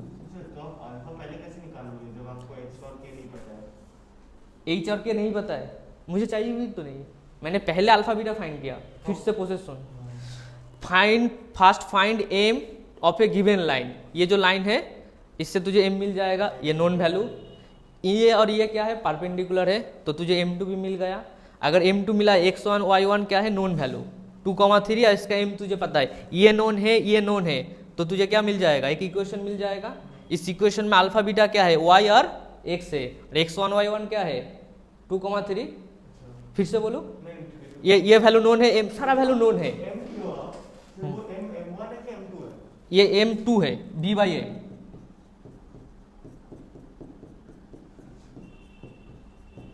b/a है ना, m2 क्या है, ये लाइन का।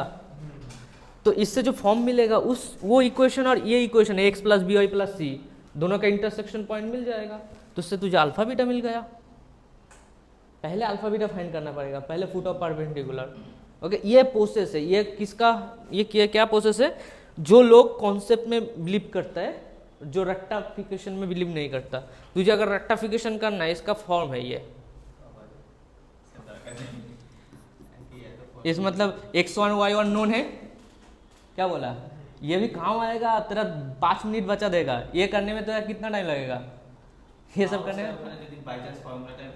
हाँ, তাহলে তো আমি ওর জন্যই তো বললাম, নাহলে তো একটা জিনিস বলে ছেড়ে দিতাম।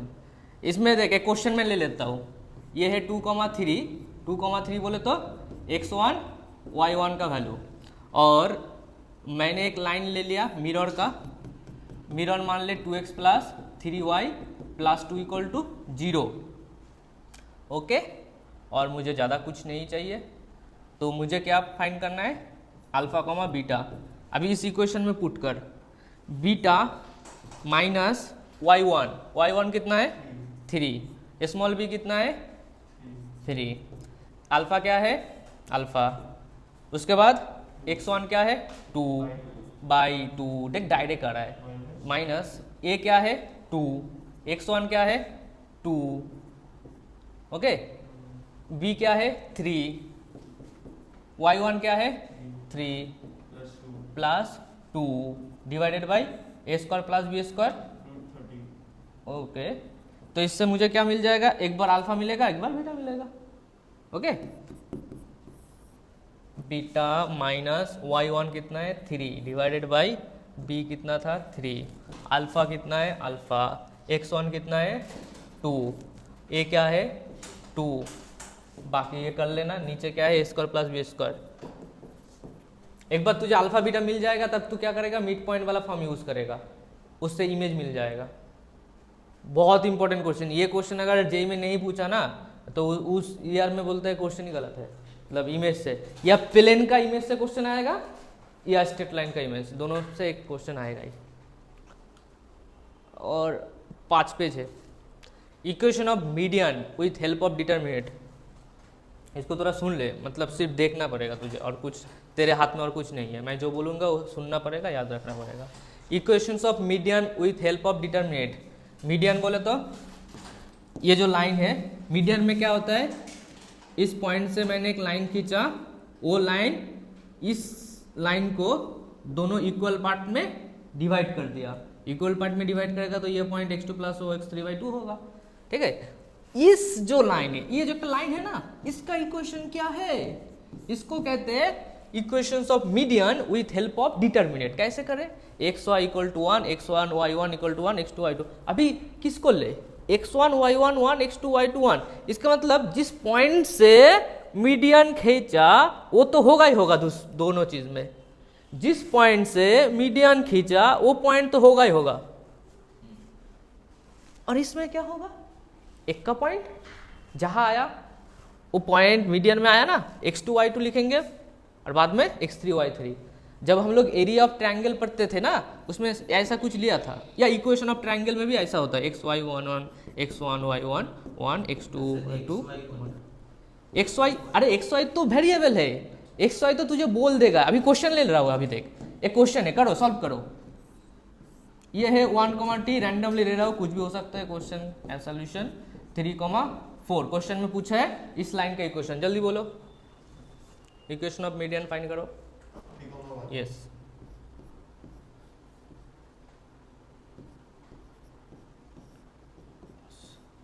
X y 1 1 2 1 2 3 1 3 4 1 equal to 0। बाकी सॉल्व मत करो, बाकी समझ आया ना? इसको सॉल्व करना पड़ेगा, इसका सॉल्व करना पड़ेगा, एडिशन करना पड़ेगा। मैं सॉल्व मत करो क्योंकि मैंने अपने क्वेश्चन में मैंने रैंडमली वैल्यू लिया, ठीक है। ऐसा भी हो सकता है, एक्स भी हट सकता है, कुछ भी हो सकता है, वाई इक्वल टू 0 भी आ सकता है, कुछ भी हो सकता है। प्रॉपर क्वेश्चन में ये वैल्यू अच्छा देगा, सो दैट तेरा इक्वेशन भी अच्छा है। Find equations of A line dividing base into k/1। ये फिर से वही लाइन है मीडियन टाइप का, बट इसमें क्या हुआ, ये 1:1 में डिवाइड नहीं किया, तो इसके लिए क्या करे, अरे वही चीज करो, xy1 लिखो, x1 y1 1 लिखो, प्लस xy1 लिखो, x1 y1 1 लिखो, इसमें x2 y2 1 लिखो, इसमें x3 y3 1 लिखो, इक्वल टू 0 कर दो। तो दोनों में डिफरेंस क्या है, कुछ नहीं, एक लैंडा। लैंडा/1 था ना, तो इसमें लैंडा क्यों मल्टीप्लाई होता है? क्योंकि इसमें क्या हुआ था 1:1, अरे ऑपोजिट मल्टीप्लाई होता है। इसमें क्या है 1:2 लैंडा। हां, ऑपोजिट मल्टीप्लाई होता है। मैंने वो ऑपोजिट मल्टीप्लिकेशन मतलब लैंडा x3 के साथ मल्टीप्लिकेशन होता है। अच्छा ऑपोजिट का मतलब लॉजिक है, लॉजिक है, ठीक है। ये याद होगा तो ये भी याद होगा, बहुत पूछता है। मिनिमम ये नोट स्ट्रॉन्ग करके रखो, एक भी क्वेश्चन ऐसा नहीं होगा कि नहीं होगा। देख, find equations of line internal और एक्सटर्नल डिवीजन। इंटरनल डिवीजन भी हो सकता है, एक्सटर्नल डिवीजन भी हो सकता है। डी क्या है, इंटरनल डिवीजन। डी डैश क्या है, इन दोनों पॉइंट का ये और ये एक्सटर्नल डिवीजन है, समझा कुछ। ये है बी, बी का कोऑर्डिनेट x2 y2 था और सी का कोऑर्डिनेट। अगर ये c टू b में डिवाइड कर रहा है इंटरनल डिवीजन, तो इसमें c का मल्टीप्लिकेशन होगा x3 के साथ और b का मल्टीप्लिकेशन होगा x2 के साथ। तो जब b होगा x2 y2 होगा। और प्लस माइनस क्यों लिखा, एक साथ दोनों इक्वेशन सॉल्व करने के लिए। प्लस तब होगा जब इंटरनल डिवीजन होगा, माइनस तब होगा जब एक्सटर्नल डिवीजन होगा। अगला कदम है। और इसमें भी बाहर ये लिख देना।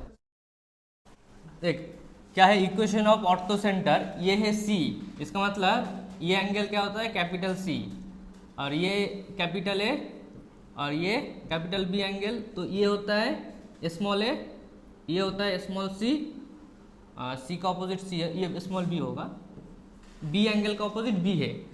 तो ये लेंथ क्या होगा, c cos b, ये रेशियो होता है, याद रखना। ऑर्थो सेंटर जब डिवाइड करता है ना, ये होता है c इंटू cos b, और ये होता है b इंटू cos c।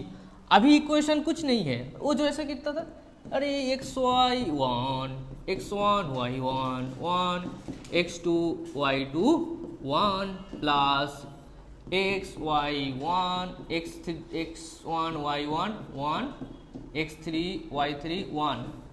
अभी x3 इधर है तो इसके साथ इसका मल्टीप्लिकेशन, x3 उधर है तो बीच में क्या हो जाएगा, c cos b, और आगे क्या हो जाएगा, b cos c। बाकी तो रेशियो, इस रेशियो का उसका मल्टीप्लिकेशन, और x2 जब होगा तो b cos c होगा, तो इक्वल टू 0। बस हो गया ortho centre. Family of line, all line passing through intersection point of L1 L2 और फैमिली ऑफ लाइन। कुछ नहीं, ये दोनों लाइन क्वेश्चन में दे देगा, इन दोनों लाइन से ये इंटरसेक्शन पॉइंट मिल जाएगा। तो उसके बाद क्या करना है, ऑल लाइन रिप्रेजेंटेड बाय ये by dot dot dot dot dot dot बोले तो कोई भी लाइन खींच सकता है इस पॉइंट से, इस पॉइंट से बहुत सारा लाइन आ सकता है। ये जो dot dot dot dot line है, उस dot dot dot dot line को कहते हैं फैमिली ऑफ लाइन। उसको कैसे लिखेंगे, L1 plus lambda L2 equal to 0।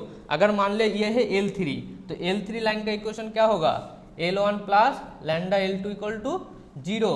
तो इसका मतलब लैंडा तो अननोन है, हाँ अननोन है। इसको सॉल्व करें कैसे, L1 और L2 से तुझे x1 y1 मिल जाएगा। मान ले 2,3, ये जो 2,3 मिला, ये 2,3 इस पॉइंट से पास करेगा। मान ले L1 है 2x plus 3y plus 1, L2 क्या है x plus 2y plus 3, equal to 0 है। इसमें अननोन क्या है, सिर्फ लैम्डा है, क्योंकि एक्स वाई तो तुझे मिल जाएगा दोनों इक्वेशन को सॉल्व करने के बाद। इंटरसेक्शन फॉर्मूला यूज करके सॉल्व कर लेना।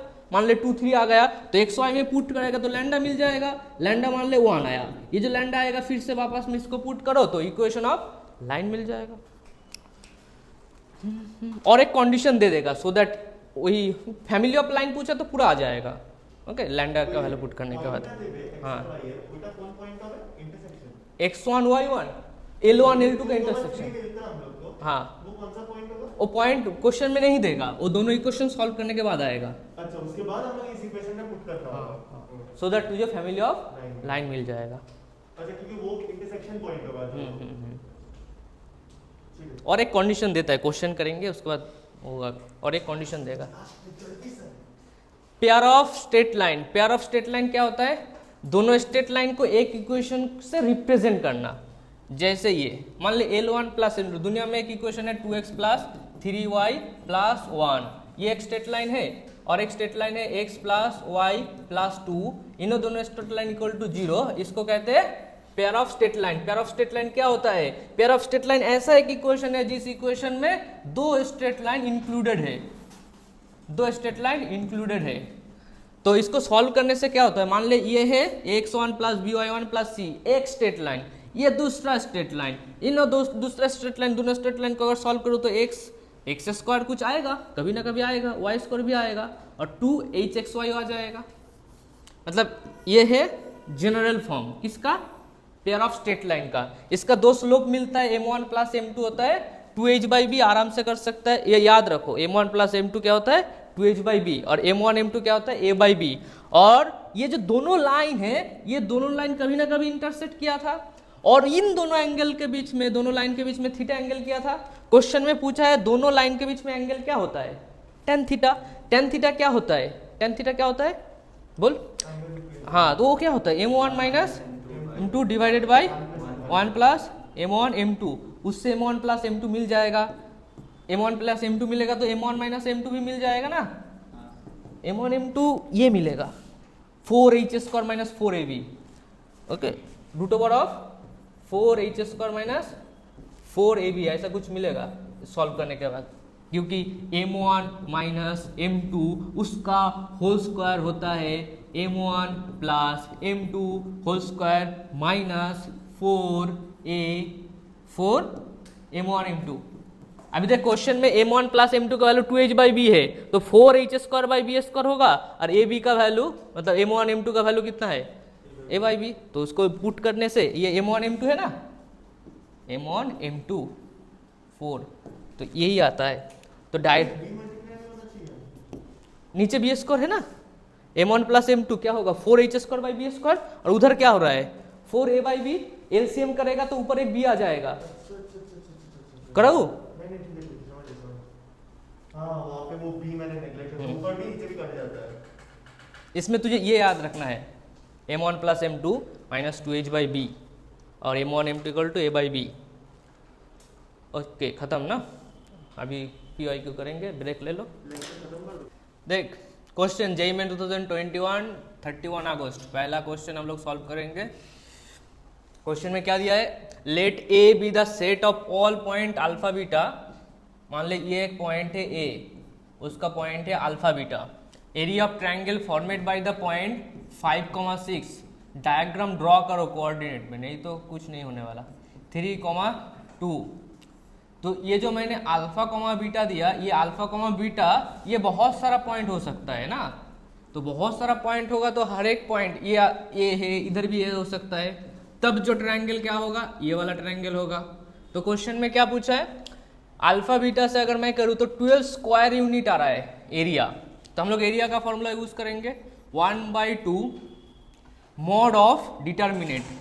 अभी डिटर्मिनेट में क्या क्या है, 3 2 1 5 6 1 अल्फा बीटा 1, इसका वैल्यू कितना है 12 स्क्वायर यूनिट। तो 24 आगे आ रहा है 24, और ये आ रहा है 2 6 माइनस बीटा, कोई भी ऑर्डर में ले सकते हो, अल्फा बीटा 1 ऊपर आगे जो भी करो। तो 3 2 1 5 6, तो 2 × 6 माइनस बीटा उसके बाद क्या होगा, ये 3 होगा, 3 इंटू 6 माइनस बीटा, उसके बाद -2 5 minus alpha plus 1 5 beta minus 6 alpha equal to 24। अभी 24 क्या होगा, प्लस माइनस 24 होगा क्योंकि मॉड है। तो अभी ये आ रहा है 18 माइनस 3 बीटा, ये -10 plus 2 alpha plus 5 beta minus 6 alpha equal two plus minus 24। तो 3 बीटा 5 बीटा, ये तो आ रहा है 2 बीटा, और ये क्या आ रहा है -4 alpha equal two plus minus 24, ये 10 और 18 8 होगा, तो प्लस माइनस 24 प्लस 8 उस पर जाएगा तो -8 होगा। तो 24 माइनस 8 क्या होता है, प्लस, अभी ऐसे में नहीं करना है, पहले हम लोग प्लस 24 से करेंगे, उसके बाद -8 से। तो ये आ रहा है 2 बीटा -4 अल्फा। अगर मैं प्लस 24 लूँ तो ये आ रहा है 16, अगर -24 लूँ तो ये आएगा -24 32 आएगा, -32 आएगा। तो इसको सॉल्व करने से आ रहा है बीटा -2 अल्फा इक्वल टू 8, और क्या आ रहा है बीटा -2 अल्फा इक्वल टू -16।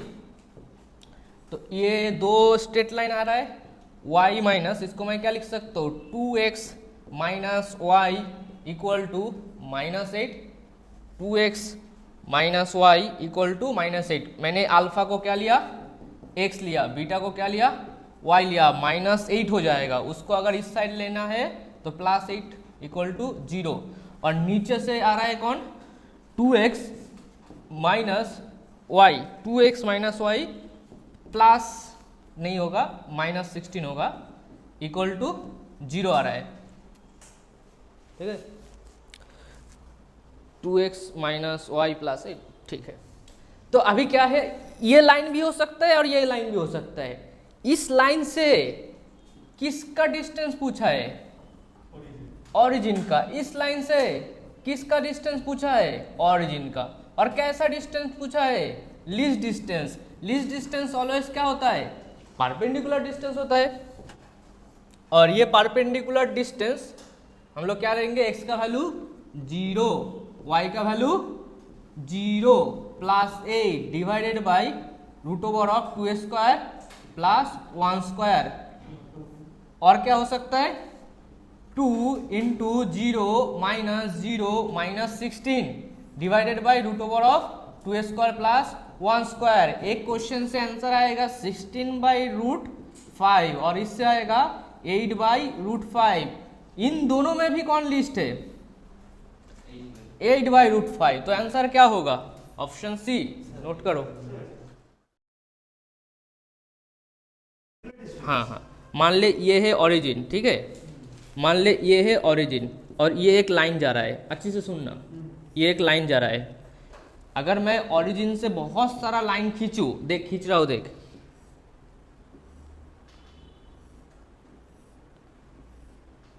इसमें बोल शॉर्टेस्ट लेंथ कौन सा होगा, जो परपेंडिकुलर होगा। इसलिए क्वेश्चन में लीस्ट पॉसिबल लेंथ पूछा है तो परपेंडिकुलर लिया। तो ओरिजिन से परपेंडिकुलर लेंथ भी 2 आ रहा है क्योंकि स्ट्रेट लाइन 2 होने का पॉसिबिलिटी है। अभी आया परपेंडिकुलर डिस्टेंस 8/√5 16/√5। अब इन दोनों में कौन लीस्ट है, इसलिए आंसर 8/√5। ओके, क्वेश्चन में देख 16/√5 भी है। अगर कोई आदमी ये करके छोड़ देगा, ये नहीं करेगा, उसका आंसर गलत हो जाएगा।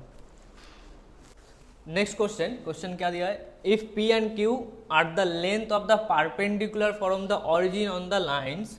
तो पहला लाइन दे दिया है x कोसेक अल्फा। ये जो कोसेक अल्फा है, कोसेक अल्फा को हम लोग क्या लिख सकते हैं, x/sin अल्फा, और ये y सेक अल्फा को क्या लिख सकते हैं, y/cos अल्फा।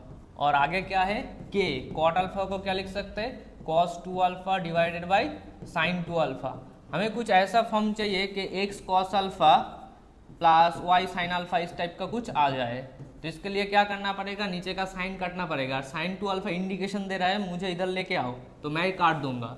तो साइन 2 अल्फा अगर राइट हैंड साइड में आएगा तो ऊपर क्या होगा 2 sine alpha cos alpha divided by sine alpha, और x तो बाहर रहेगा minus 2 sine alpha cos alpha into y divided by cos alpha, और k कॉस 2 अल्फा इधर रह जाएगा। अभी साइन अल्फा कटेगा तो x कॉस अल्फा आ रहा है माइनस y साइन अल्फा आ रहा है इक्वल टू ये कॉस अल्फा कटेगा और ये साइन अल्फा कटेगा, और ये जो 2 कॉमन होगा वो क्या होगा k/2 कॉस 2 अल्फा हो जाएगा। तो ये कौन सी फॉर्मेट हुआ x cos alpha plus minus sine alpha into y equal to k/2 cos 2 alpha. तो ये जनरल फॉर्म है x cos 2 pi minus alpha. 2 pi minus alpha कौन सी कोऑर्डिनेट में है 2 pi minus alpha second quadrant fourth coordinate में है। और 2 फोर्थ कोऑर्डिनेट में कॉस क्या होता है पॉजिटिव हो सकता है, इसलिए हम लोग 2 पाई माइनस अल्फा ही लिया, नॉट पाई माइनस अल्फा लेंगे। और साइन अल्फा को क्या लेंगे, साइन तो फोर्थ कोऑर्डिनेट में क्या होता है नेगेटिव होता है, इसलिए माइनस एडजस्ट हो गया into y equal to k/2 cos 2 alpha. तो ये जो 2 पाई माइनस अल्फा ये क्या है x cos theta plus y sine theta, अभी फॉर्मेट में आया k/2 कॉस 2 अल्फा। तो वो जो थीटा है वो क्या है 2 पाई माइनस अल्फा और 2 पाई माइनस अल्फा। सिमिलरली इसमें जो दिया है x sine alpha plus y cos alpha, ये कौन सा है, मान लो ये था ये x cos alpha plus y sine alpha equal to p का, जिसमें अल्फा क्या होता था अल्फा ये एंगल होता था। अभी मान लो मैं ऐसा लाइन खींचूँ, ये अल्फा है तो ये एंगल क्या हो जाएगा 90 माइनस अल्फा हो जाएगा। ये देख इजीली समझ आएगा। और ये मैंने क्या किया एक लाइन फिर से खींचा, अभी इस लाइन में मुझे क्या चाहिए ये एंगल चाहिए, ये है बीटा, तो ये क्या हो जाएगा 90 माइनस बीटा, या मान लो इधर से मैं इधर जा रहा हूँ तो सेमली ये एंगल हो जाएगा अल्फा। देख ये अल्फा है तो ये 90 माइनस अल्फा, दूसरा वाला अल्फा, तीसरा वाला 90 माइनस अल्फा, तो बीटा एक्चुअल में क्या है 90 माइनस अल्फा। तो ये जो बीटा है ना, तो हम लोग इसलिए अगर अल्फा का वैल्यू अगर ऐसा है format x cos beta plus y sine beta equal to p है, ये लाइन का इक्वेशन। अगर बीटा का वैल्यू पुट करो वो क्या हो जाएगा x sine alpha plus y x sine alpha plus y cos alpha, जो क्वेश्चन में दिया है। ठीक है, तो ये भी कौन सा फॉर्मूला है परपेंडिकुलर का ही फॉर्मूला है। तो ये भी परपेंडिकुलर लेंथ है और ये भी परपेंडिकुलर लेंथ है। ये पहला परपेंडिकुलर लेंथ था p, तो इसका वैल्यू क्या है p, और इसका वैल्यू क्या है q। तो sine 2 alpha cos 2 alpha, we know that sine square 2 alpha plus cos square 2 alpha equal to होता है 1। तो इससे साइन 2 अल्फा का वैल्यू कितना होगा, साइन 2 अल्फा का वैल्यू होगा q/k। तो साइन 2 अल्फा का वैल्यू होगा q²/k²। कॉस ये 2 अल्फा होगा 2 अल्फा, तो कॉस 2 अल्फा का वैल्यू क्या होगा, कॉस 2 अल्फा का वैल्यू होगा 2π/k। तो इसका होल स्क्वायर होगा 4p²/k²।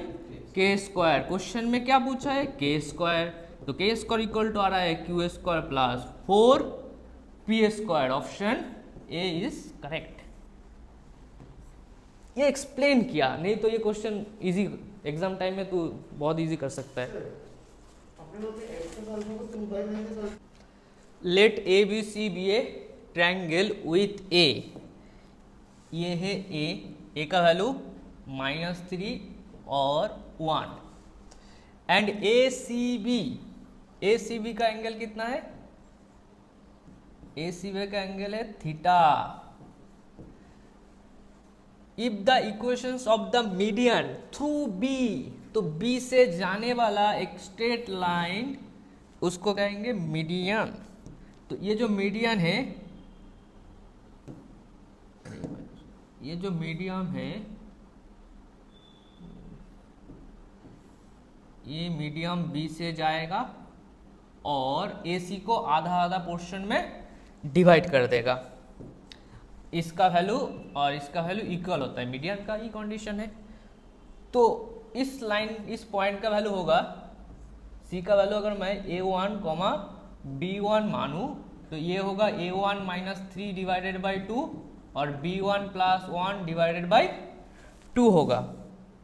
और इस स्ट्रेट लाइन या मीडियन का इक्वेशन क्या दिया है, 2x प्लस वाई माइनस 3।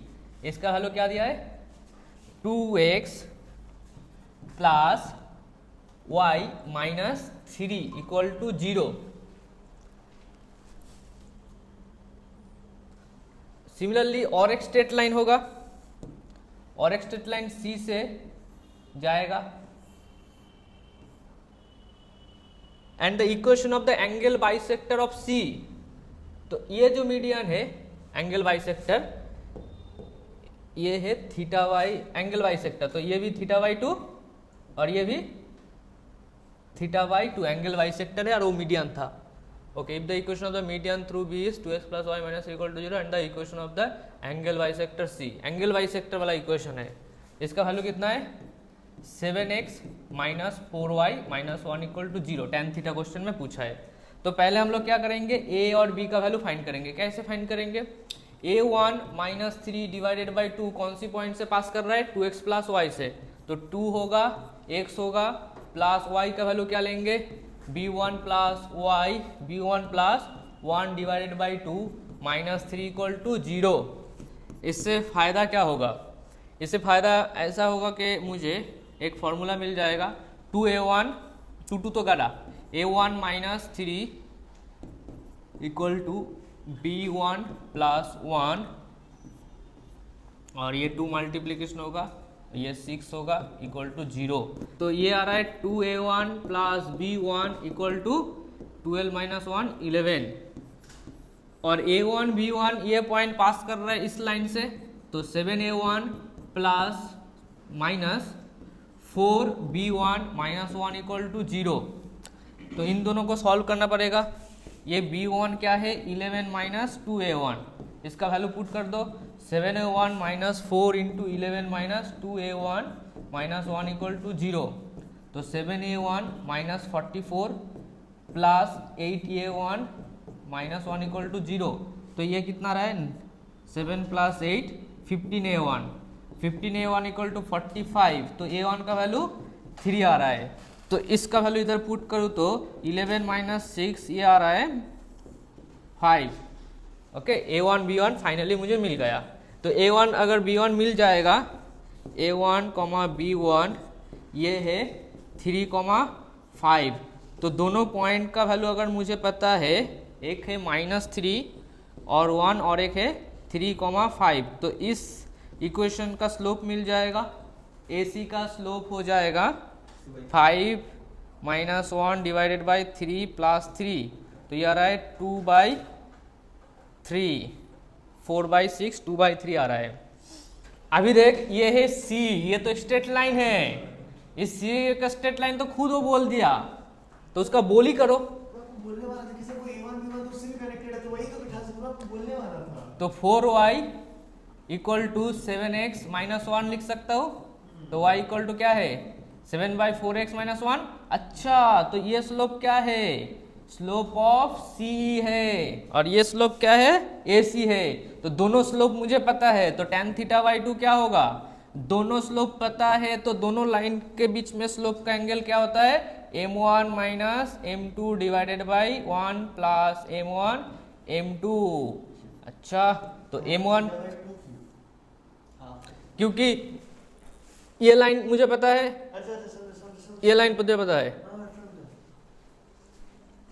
तो m1 का वैल्यू कोई भी ले ले, 2/3 माइनस 7/4, नेगेटिव आएगा तो मॉड तो है, 1 प्लस 2/3 इंटू 7/4, ये आ रहा है नीचे 12, और नीचे 12 कटेगा, तो 8 माइनस 21, 8 माइनस 21, और ये क्या आ रहा है 12 प्लस 14, 12 प्लस 14, नीचे आ रहा है 26, ऊपर आ रहा है 13।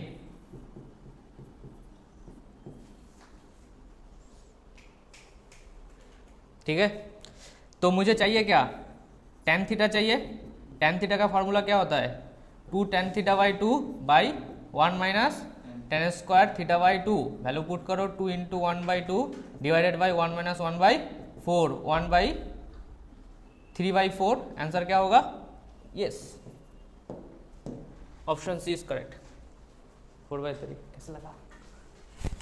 देखो नेक्स्ट क्वेश्चन 27 जुलाई 2021 क्या पूछा है, two sides of parallelogram are along the lines 4x plus 5y equal to 0।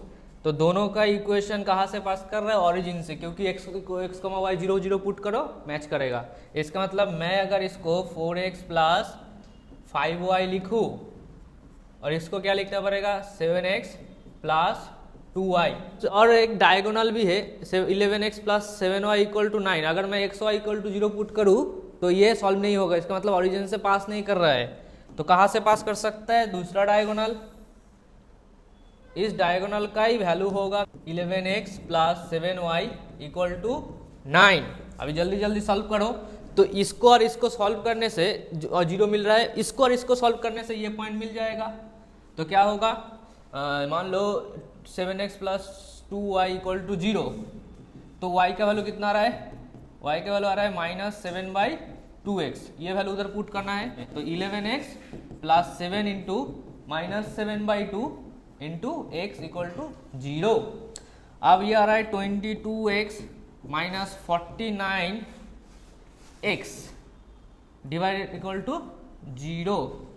तो x का वैल्यू, और ये 9 था, ये 9 था, तो ये 9 इंटू 2 18 हो जाएगा, 18 हो जाएगा।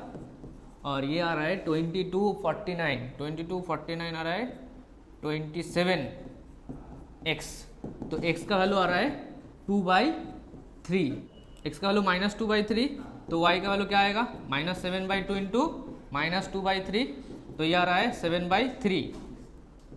तो सेम चीज़ हम लोग क्या करेंगे, इसके साथ इसका रिलेशन, तो y equal to minus 4x divided by 5 ये पुट कर देंगे उधर, तो 11x plus 7 into minus 4x divided by 5 equal to 9 होगा। ये आ रहा है 55x minus 28x equal to 49।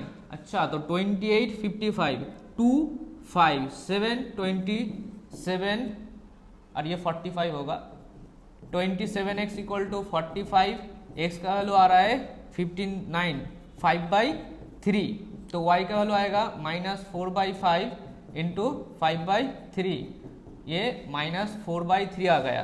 तो ये कोऑर्डिनेट क्या है, ये कोऑर्डिनेट है 5/3 कॉमा माइनस 4/3, और ये कोऑर्डिनेट क्या है माइनस 2/3 कॉमा 7/3।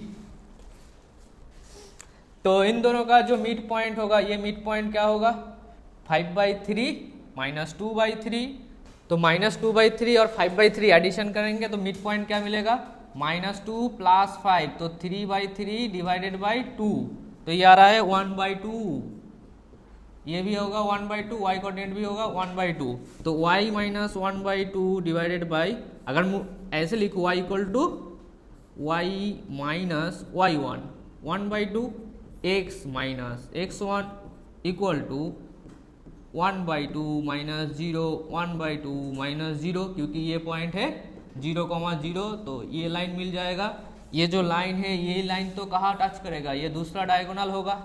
तो दूसरा डायगोनल के लिए मुझे क्या मिल रहा है, राइट हैंड साइड में 1 मिल रहा है, y minus 1/2 equal to x minus 1/2, तो ये आ रहा है y equal to x, y equal to x सिर्फ ऑप्शन बी होगा, मतलब ये जो लाइन है ये 2,2 से पास करेगा।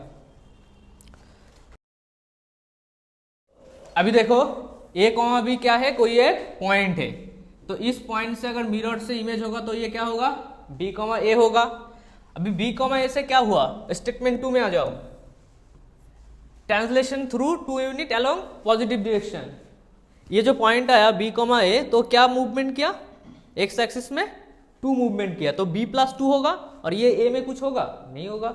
तो फाइनली पॉइंट क्या मिला, b प्लस 2 कॉमा a मिल गया, क्या कहते हो,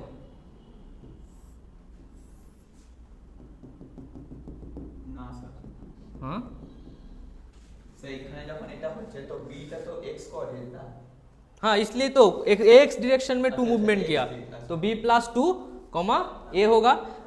अभी आ जाओ third rotation through pi by 4, मतलब ये जो पॉइंट है ये पॉइंट क्या किया, रोटेट किया, कितना, पाई बाई 4। तो मैंने कॉम्प्लेक्स चैप्टर में पढ़ाया था, कॉम्प्लेक्स, ये जो रोटेशन होता है ये कितना हुआ, पाई बाई 4। तू सोच जेड इक्वल टू, उसमें एक चीज था r cos theta plus iota sine theta, ऐसा एक फॉर्म था जिसको कहते हैं कार्टेशियन फॉर्म। ओके, ये आर कॉस थीटा क्या है, x plus iota sine theta, sorry iota y, ये तो ठीक है। तो अगर 45 डिग्री एंगल मूवमेंट होगा तो तेरा क्या है, इनिशियल एक्स प्लस वाई था, ये 45 डिग्री एंगल मूवमेंट होता है। इस फॉर्मेट को कहते हैं z equal to r E to the power iota theta, इसको ही कहते हैं r cos theta plus iota sine theta, iota r sine theta.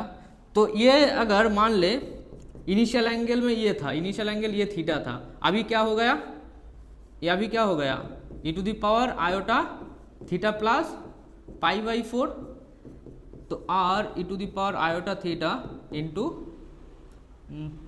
E to the power iota pi by 4 होगा।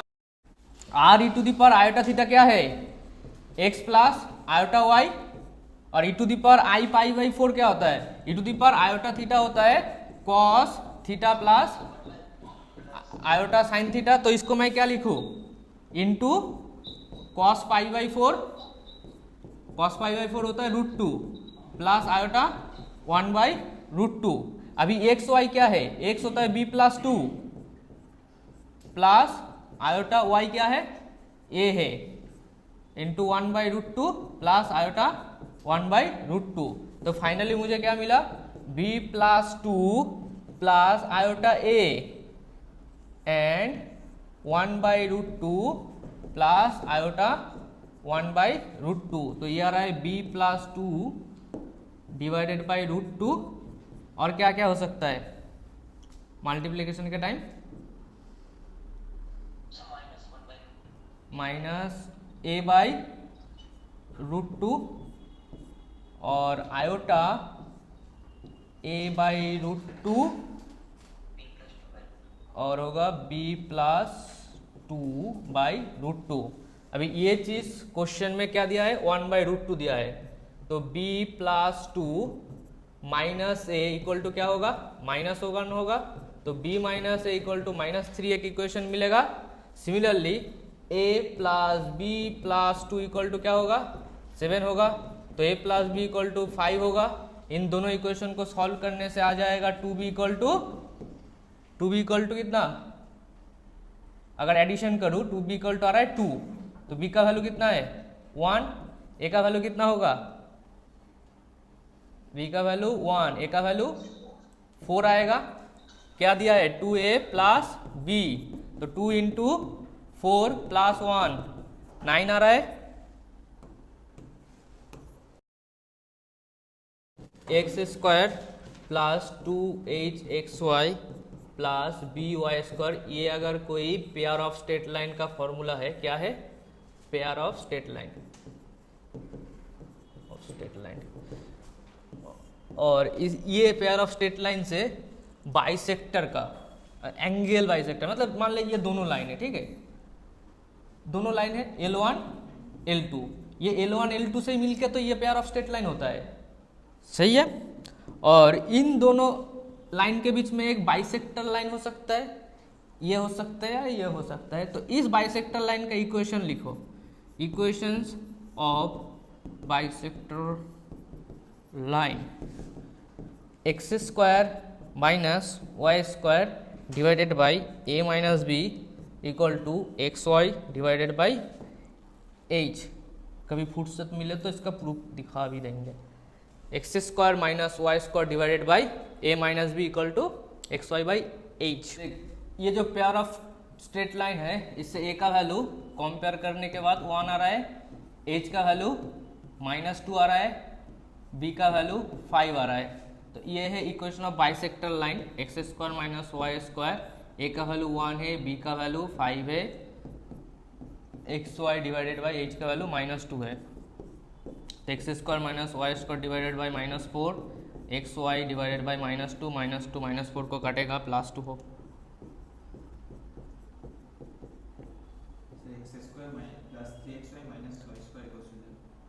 एक्स स्क्वायर ए का value क्या है 1 है ना, और बी का वैल्यू -5 है, तो ये +5 हो जाएगा, तो ये +6 हो जाएगा। ओके, ये 6 होगा, ये -2 होगा, तो x square minus Y square equal to 3xy, वो भी नेगेटिव। तो ऑप्शन सी में क्या था, एक्स स्क्वायर और ये माइनस वाई स्क्वायर, तो ऑप्शन सी है, ठीक है, इक्वल टू 0।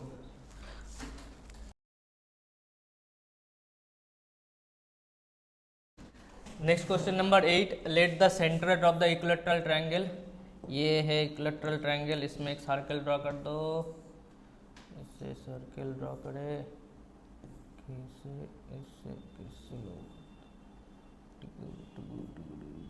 ऐसा कोई एक सर्कल है, और इसके अंदर भी एक सर्कल ड्रॉ कर दो।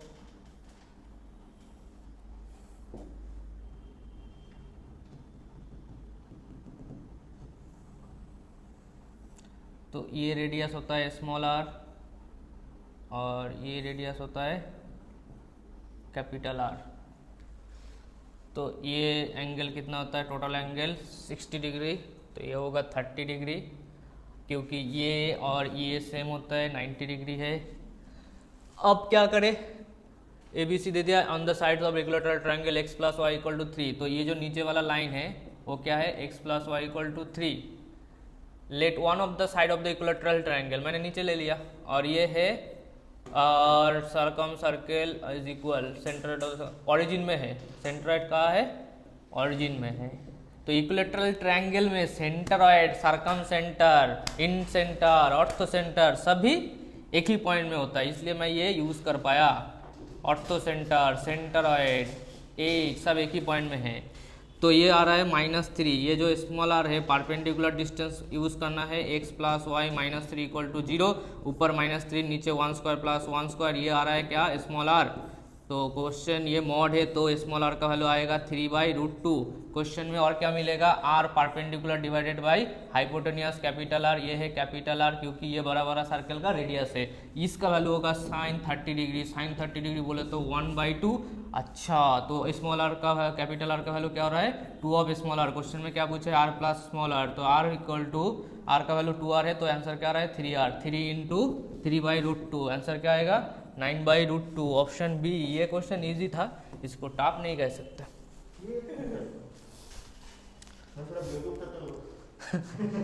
Question number 9, in A triangle PQR the coordinate of P -2, 4 and Q is 4 - 2 respectively the equation of the perpendicular bisector of PR। ये जो PR है, PR का परपेंडिकुलर बाइसेक्टर ऐसा कोई लाइन होगा, ये Q और ये मान ले S, तो QS क्या हो रहा है, QS हो रहा है 2x - y + 2 = 0। आप देख, ये जो P है और ये जो Q है, ये लाइन भी इससे जाएगा, PQRST, तो मुझे सिर्फ RT का इक्वेशन चाहिए। RT का इक्वेशन लेने के लिए हम लोग क्या कर सकते हैं, इसका स्लोप फाइंड करेंगे। ये जो लाइन है, इस लाइन का स्लोप कितना हो रहा है, PQ लाइन का स्लोप, PQ लाइन का स्लोप कितना होगा, -2 - 4 डिवाइडेड बाय 4 + 2, तो ये आ रहा है -1। तो स्लोप ऑफ RT क्या होगा, ये परपेंडिकुलर बाइसेक्टर है, एंगल कितना होता है 90 डिग्री। तो M/2 वी नो दैट,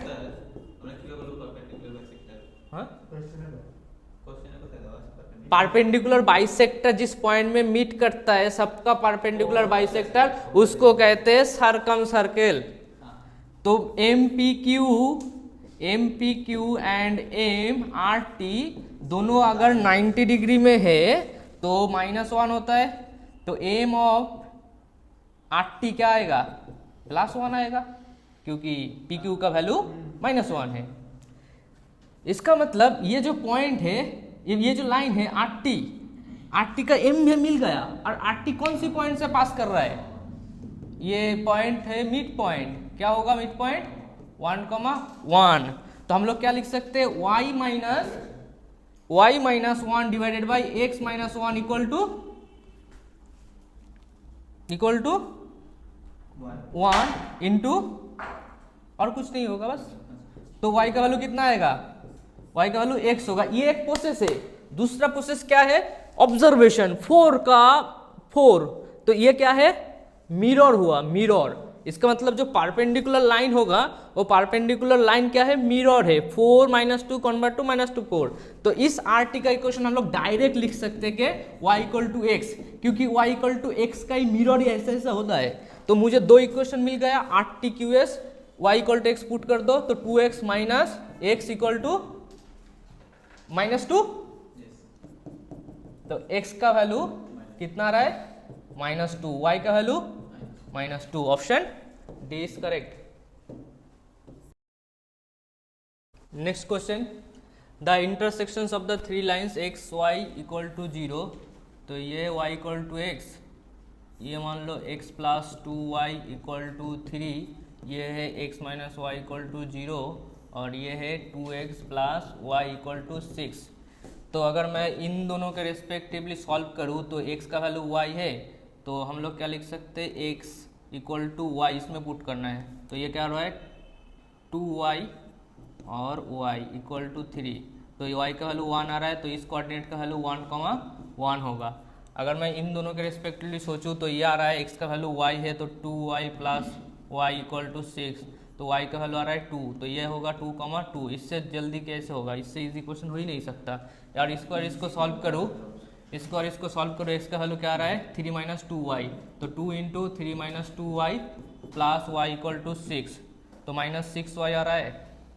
तो ये 6 से -4y + y, तो ये y का वैल्यू कितना आ रहा है? 0 आएगा। तो x का वैल्यू क्या होगा? y का वैल्यू 0 पुट करो तो x का वैल्यू 3 आएगा। तो ये आएगा 3, 0, 1, 1, 2, 2। डिस्टेंस क्या होता है? 2 - 1, तो √2 होगा। ओके, कैसे होगा? √2 - 1 उसका होल स्क्वायर प्लस 2 - 1 उसका होल स्क्वायर, तो ये आ रहा है √2। और इस पॉइंट के बीच में डिस्टेंस चेक करो तो ये आ रहा है √3 - 1 उसका होल स्क्वायर प्लस 0 - 1 उसका होल स्क्वायर, तो ये आ रहा है √5। और ये भी क्या आएगा? 3 - 2, 0 - 2, √2² प्लस 1², ये भी √5। तो √5 दोनों एंगल सेम है, दोनों एंगल सेम है, बट दोनों के बीच में एंगल 90 डिग्री नहीं है। 90 डिग्री कब होता है? जब √5 ये अगर 2√5 होता तब जाके ये राइट एंगल आइसोसेल्स का होता। तो ऑप्शन डी होगा, ये नहीं होगा।